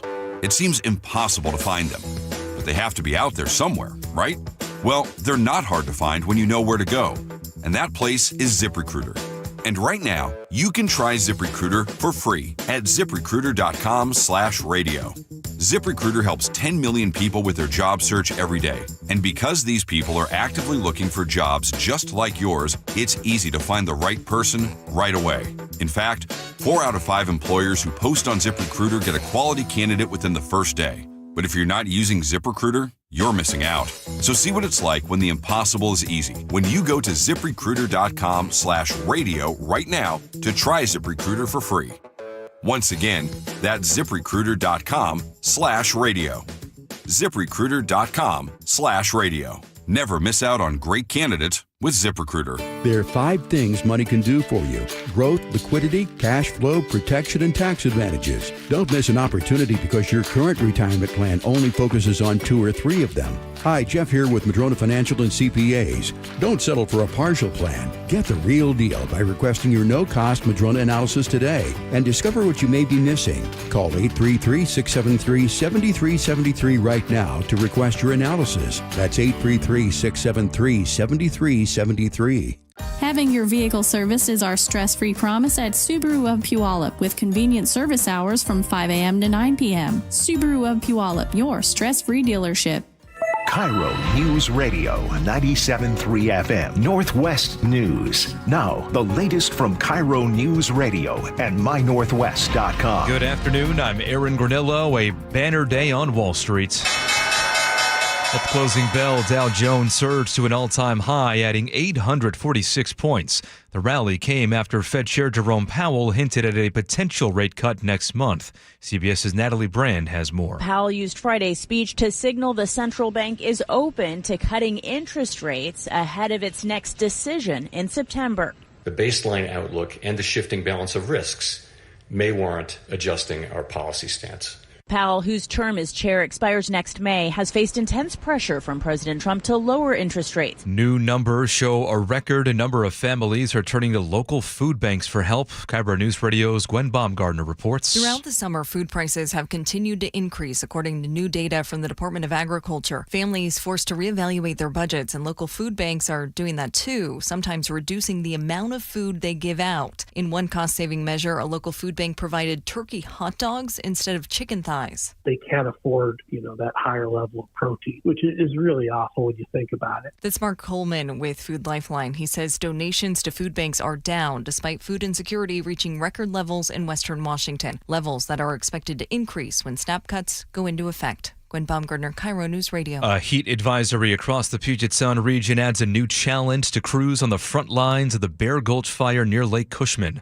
Fire spokesperson Molly Pittman. We do expect to see an increase in some of the fire behavior in some of the sections, some of the perimeter. And we've got, thankfully, a great team at base, at camp, that looks at weather, looks at predicted fire behavior, and incorporates that into planning. That Bear Gulch wildfire now burning on just over 8,500 acres. It is 11% contained now.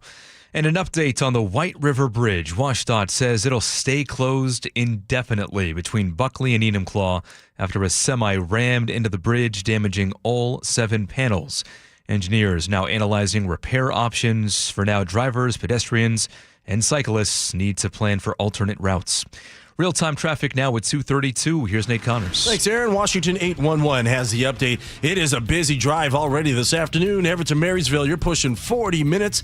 Solid between 526 and 528. And at Highway 2, this gets really heavy. Drivers opting to take across State Route 529. North 5 is packed between Everett and Marysville. In fact, that northbound traffic stretches back to 12th Street on Broadway. Bellevue to Everett, 50 minutes. Seattle to Everett, 55. South 5 heading into Seattle is bumper to bumper already from Northgate Way to the Convention Center. Linwood to Seattle, a 50-minute commute. You can bypass a lot of this by heading over to Highway 99. This does jam up eventually near the zoo across the Aurora Bridge. Our lake bridges are all clear, and Tacoma to Olympia, an hour and a half. If you're digging in your yard, the law requires you to call 811 to avoid dangerous and costly damages to utility lines. Call 811 or submit online at digsafewa.com. KIRO News Radio, real-time traffic. I'm Nate Connors. Now we've got heat advisories across the map all weekend. Upper 80s for many areas today. Some spots in the 90s. Warmer this weekend, and also a red flag warning in effect for the Cascades. Right now it is sunny and 81 in downtown Seattle. I'm Aaron Granillo, KIRO News Radio. Your best source for local news. You're listening to KIRO News Radio, Northwest News.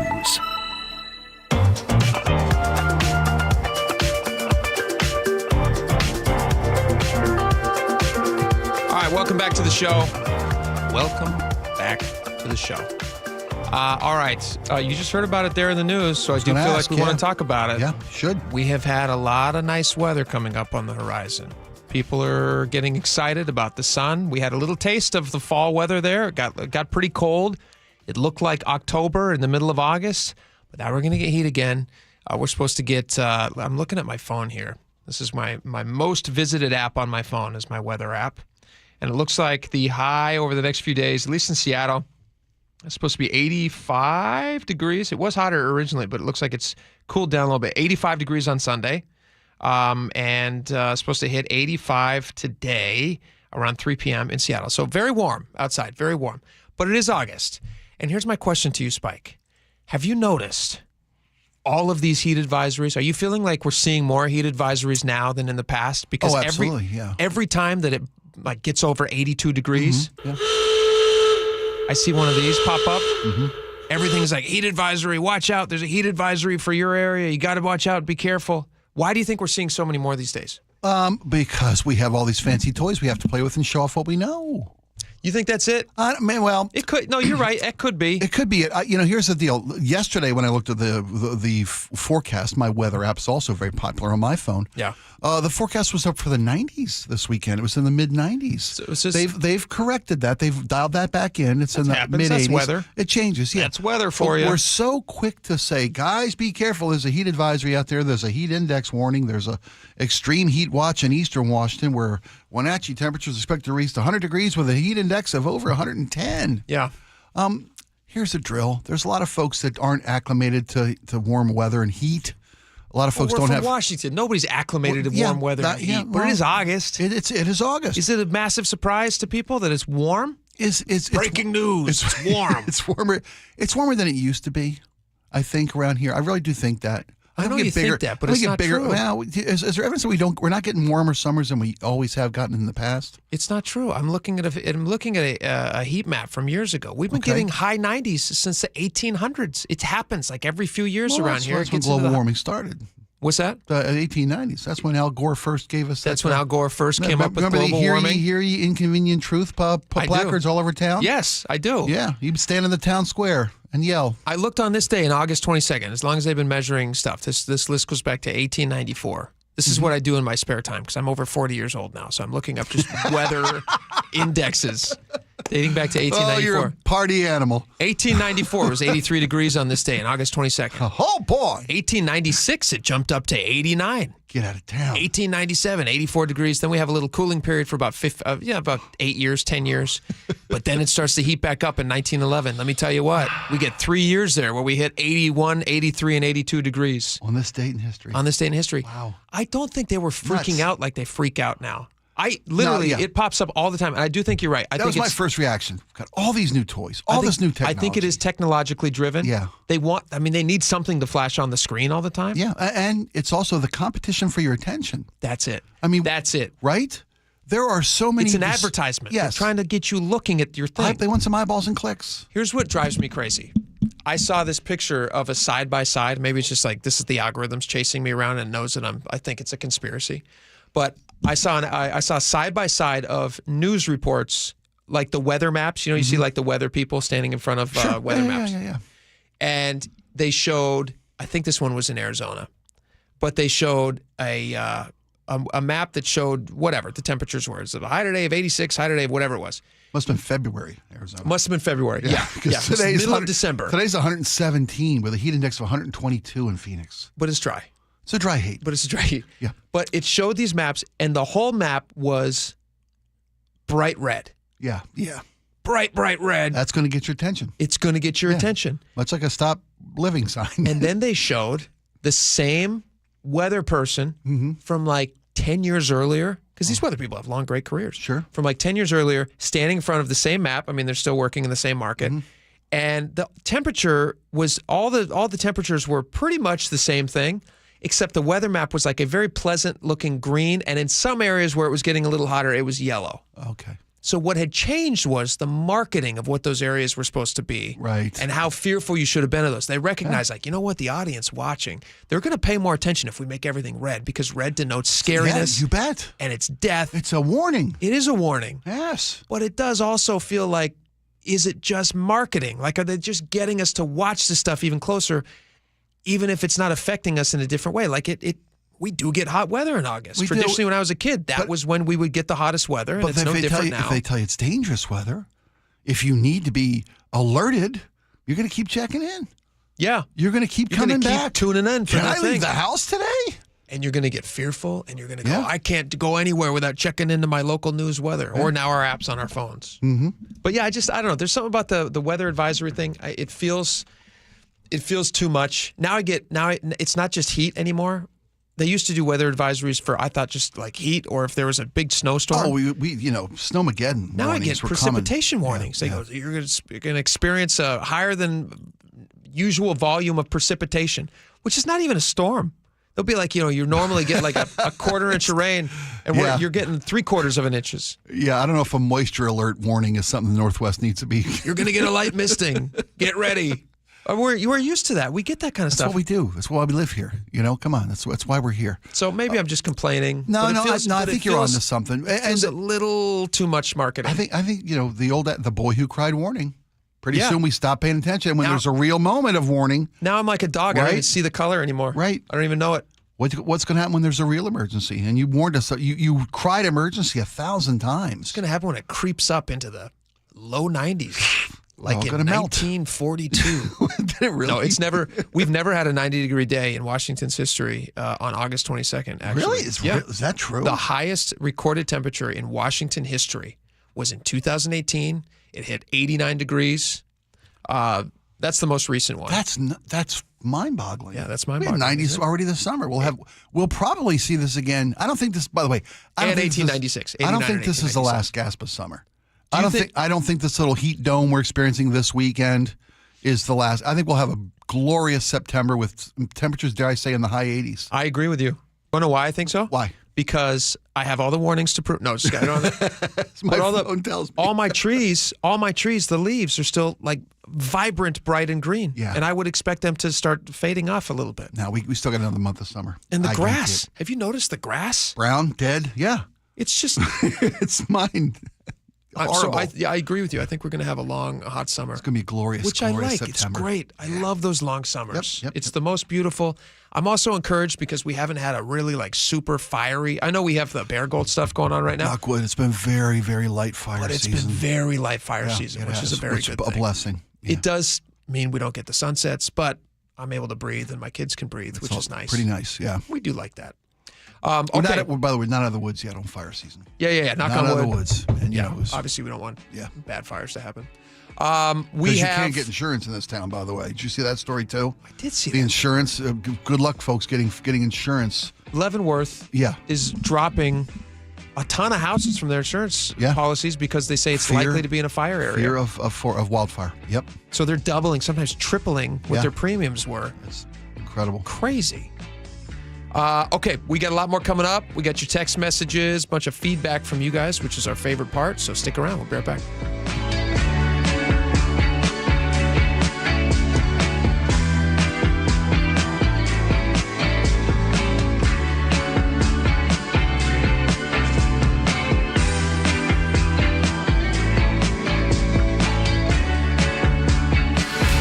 It's the final test. Tonight, Charbonnet is going to rip off a big run. Before the real deal. You kind of see the light at the end of the tunnel. Jobs are on the line. You know, who's in on the initial 53, who's on the initial practice squad. It's off to historic Lambeau Field in Green Bay for the preseason finale. Seahawks, Packers, tomorrow. Pre-game at 11 a.m. with Steve Rabel on the call. Kickoff at 1 p.m. The 12s hear the Hawks right here on KIRO News Radio on 97.3 FM. Are you happy with how you're feeling these days?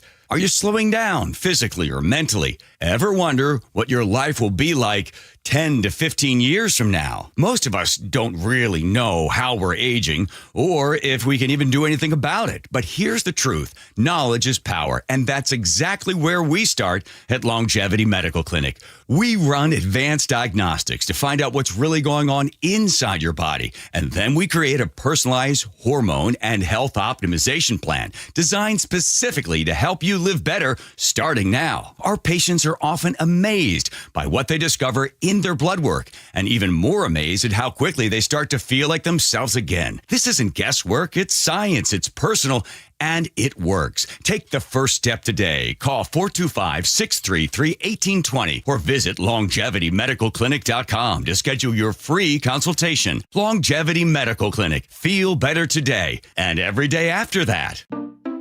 We just want to have enough money for retirement. And travel to visit our grandchildren. I understand. That's why at Fisher Investments, we start by getting to know each other, so I can learn about your family, lifestyle, goals, and needs, allowing us to tailor your portfolio.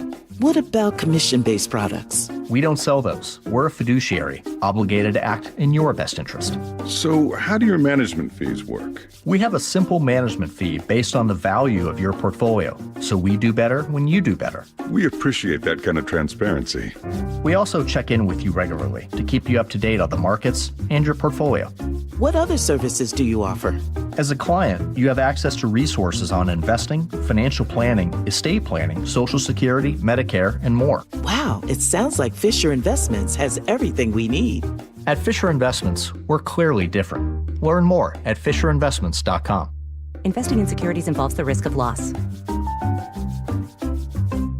Hey there, Dawn Riding with Olympic Hot Tub. It's our 48th birthday, and you get the gifts. Outstanding savings on saltwater hot spring spas, free Bluetooth music, and interest-free financing for 3 years. Plus, exciting savings on endless pool swim spas, saunas, and cold plunges. How's that for a birthday to remember? Ends August 24th. OlympicHotTub.com. Better you, better life. Olympic Hot Tub. Hear that? That's the sound of your business losing money. Legacy phone systems weren't built for today's teams. OpenPhone gives your business a smarter way to stay connected. OpenPhone lets you manage calls, texts, voicemail, and contacts all in one place so that you and your team can deliver a seamless customer experience from ring to... Need to take calls on the go? OpenPhone automatically transcribes, summarizes, and highlights next steps from every call, so you never miss a detail. Need insight into what closes a sale? With OpenPhone's AI call tags, you can instantly spot key topics like objections or pricing questions, and use those insights to coach your team and level up every customer interaction. And yes, you can bring your existing number with you for free. Keep your team in sync and your customers happy with OpenPhone. OpenPhone. No missed calls, no missed customers. Try OpenPhone for free at openphone.com/free and get 20% off your first 6 months. That's openphone.com/free. openphone.com/FREE.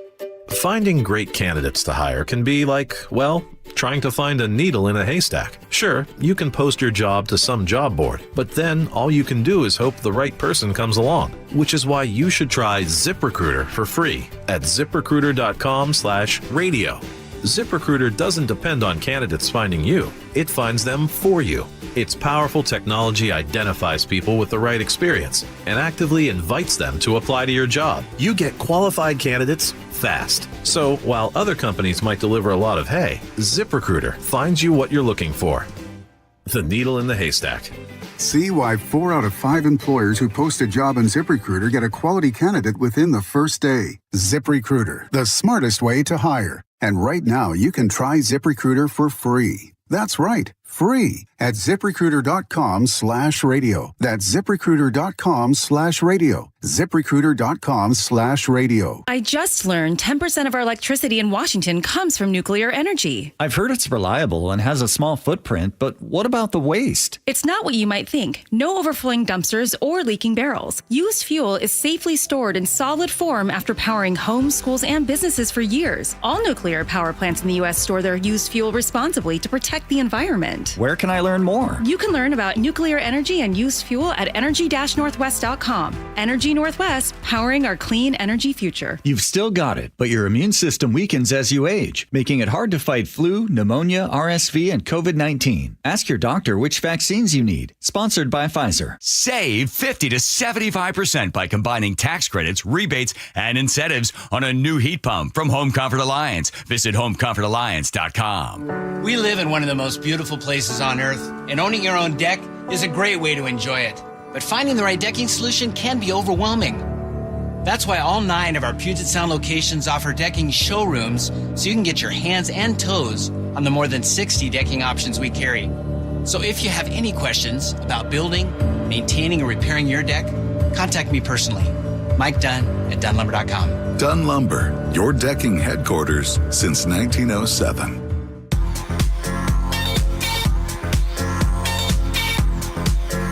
All right, welcome back to the show. We got text messages galore. Let's just jump right into them. Laura, go for it. On the car explosion in Federal Way, Doug in Mount Vernon says Luke Ducey needs hazard pay for these stories. Yeah, absolutely. Yeah, man. Yeah. Cletus from Federal Way says, looking at the pictures, pretty minor explosion in all caps. When my 1990 Ford Mustang caught fire in my driveway and the gas tank exploded, Yikes. the surrounding damage was much more substantial. It blew the windows of surrounding homes and blew a transformer off a power pole. Cletus, we're not trying to diminish your home tragedy. Is it possible that it was just a gas tank explosion? I guess. Well, it could. No, well, there wasn't. I don't know. It could be. It could be. That was not a minor explosion. It blew the lid. It blew the roof off this truck. Yes. And into the street. It blew a fence down. It looked like a movie scene. Yeah, it looked like Hurt Locker. Yeah. Let's see here. 425 says, sounds like you might have been eating Ursula's quinoa, which it possibly could have been. Week 3. Yeah. If it's zero money, I'm calling the authorities. There you go. On cell phone bans in Washington schools, Julie B says, my son voluntarily leaves his phone at home. He's 12. You raised a good kid there, Julie B. Good parenting, yeah. 253 says, Apple, Google, best thing that ever happened to these companies was the smartphone. Literally sticking a TV and advertising in front of kids. We used to take great measures to make sure this didn't happen. My daughter went on a service project for 10 days. 25 kids turned in their phones, and they were just fine. That's awesome. That's a great moment. We were having off the grid for a while with a bunch of other kids. Oh, we had some friends. Yeah, just like see what real life looks like. we had some friends over for dinner the other night, and we were talking about this with them because we have 4 sons. They have 3 sons. And we were like, how are you guys handling cell phones? Like, what's the plan? And much to my very happy surprise, they were like, we're not letting any of our kids have phones that are smartphones, at least, until they're 18. I mean, you can make your decisions at 18. You're an adult. Yeah. And so they said the same thing that we're doing. We're like, oh, this is great, because what you don't want is for your kids to be that's the main argument against it. You're creating an impossible decision for your spot for your kid who's going to be the only one who doesn't have this thing, and it's going to drive them crazy, and they're going to be fighting you all the time on it. But if there's other people out there who are doing the same thing, right, and your kid can use a dumb phone, like I did in high school. Hey, man, the communications, that's what they're for. Exactly. So I was super glad to hear that. So I think we're going to see a lot more parents who are who recognize within themselves. I do it all the time. I recognize in myself that this thing takes up way too much of my time. Yeah. Oh, yeah. Way too much. And the idea of putting the power of this thing into my child's hands into a vulnerable, undeveloped, yet to be developed. Yeah, absolutely. So I'm glad to see people are fighting against it. On movie filming in Washington State, Greg from Salty says, blame state policy. Washington cut support for movie productions. Penny wise, but pound foolish. We lose out to Louisiana, New Mexico, Georgia, and BC. 152K generates a lot of local spending and tax revenue, not to mention publicity and bragging rights for the state. The last big projects we had here were the Twilight films. Oh, yeah, that's right. Yeah, he mentioned 152K. That was 152 million. Yeah. That Adam Sandler spent in New Jersey. Yep. On Happy Gilmore 2. And by the way, they only filmed they call it being a twihard. They only filmed a few critical shots for Twilight in Seattle and Washington. Did they film at the Forks High School? 90% was in BC and Oregon. Okay. They actually did film at the original Forks High School, which is no longer there though, right? Oh, I don't know. We should look into that. Yeah. My wife, she's a big fan. Big fan of those movies. I think they did. I think that was one of the few Washington State shots. Which I don't think is there anymore, actually. The high school? Really? I think they tore that school down. Oh, that's too Because bad. the money they made off of Twilight. By the way, Craig in Puyallup says Twilight is still paying off for Forks. Didn't you say there's some event coming to Forks? There's like an anniversary? Yeah, I think it's the 25th. It can't be the 25th anniversary. It has to be like the 20th or 15th or something. Maybe of the books. Yeah. Yeah. It'd be easy to look up. Yeah. On the Twilight premiere. Apparently Stephanie Meyer's going to be out there, and she has a big announcement. So we'll have to see what that is. See what happens. Let's see here. On inheritance taxes, Tin Hat Jason says the right to inherit is based on the receiver. What about the right to give? That's a really great question. Does the state have a right to tell you how you can leave your money behind? They're telling you, we know what you should give. We know what you should do with your money, right? When they say that we're going to take 35% of your tax you? Well, taxes. Yeah. 35% I guess that's of the your way inheritance. to read that. Yeah. I don't know if they can tell you what you can and cannot do with your estate.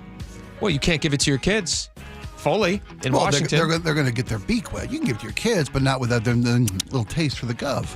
They got to get their taste. Got to get their just a little wet. taste. Pretty big taste. Yeah, it's pretty big taste. Double dipping. Mike in Stanwood says, do you think any billionaire's heir will pay any inheritance tax? They have offshore banks for that reason. As usual, these laws will only apply to the peon class. That is, I couldn't agree more. That's the one thing that irks me more than anything are the shelters and mechanisms for hiding money that only the Uber are available, only the Uber wealthy. Well, they are available to folks like you and me as Nobody well. in Antigua's taking my calls. No, but you could set up if you Not wanted anymore. to. Right? You could set up a trust for your kids. Yeah, so when you pass away, you could go to see a lawyer. They will set up a trust, and it's not it's not going to be I guess taxed only the same. billionaires are willing to do the work. They got a lot of money. They got a lot of people who are helping them figure out what to do with that money. Let's see. Let's end on Cultural appropriation. I love this text. Okay, Dan in Federal Way says, I can relate to cultural appropriation when I see 12 to 25-year-old kids wearing a Ramones t-shirt. They most likely don't listen to the Ramones or even know one song. LOL. Dan, that's a perfect way to end the show. Yeah, Thank you so much. I hope you guys have a great weekend. This was a super fun week of shows. Stick around for Spike O'Neill, who's going to be filling in for John Curley tonight. Yep. Me and Tim Gatos are going to do it. Tim. And going to dance around with the devil in the pale moonlight for a few hours. See how that goes on. Stick around, folks. You don't want to miss that. We'll see you Monday. Have a great weekend. Bye-bye. The The John Curley Show. Don't worry. Everybody don't panic. Weekdays 3 to 7. Where the president wants an executive order. By the way, it's going to get challenged because Congress is the one that makes all the rules to allow each state to determine how they want to do the voting. And Trump right now, he's certainly getting a lot of executive orders out there. Still the record holder is FDR. I think he's got more than 3,400 or something like that. So nobody took over the federal government and ran it like a king, like FDR. Watch The John Curley Show live on YouTube. You're listening to Leaf Filter Radio, and the guru of gutter protection himself, Chris Coonahan, is here to take your most pressing leaf-related questions. Hey, everybody, Chris here. I understand we have Ron on the line. Ron, where are you calling from? Uh-oh. Ron, are you calling from a ladder? Well, I was. I wanted to ask Chris what I need to do to get my gutters ready to have leaf filter installed. Oh, Ron, you don't have to do anything. A Leaf Filter Trusted Pro will come out and clean out your gutters, realign and seal your gutters, and install Leaf Filter, America's #1 gutter protection system. So I didn't need to get on this ladder? Ron, Leaf Filter Trusted Pros are in your neighborhood and ready to help. Just visit leaffilter.com/deal to schedule your free gutter inspection and get up to 30% off. Thank goodness. What was that site? That's leaffilter.com/deal for your free gutter inspection today. See representative for warranty details. Promotion is 20% off plus a 10% senior or military discount. One discount per household. Have you heard the saying?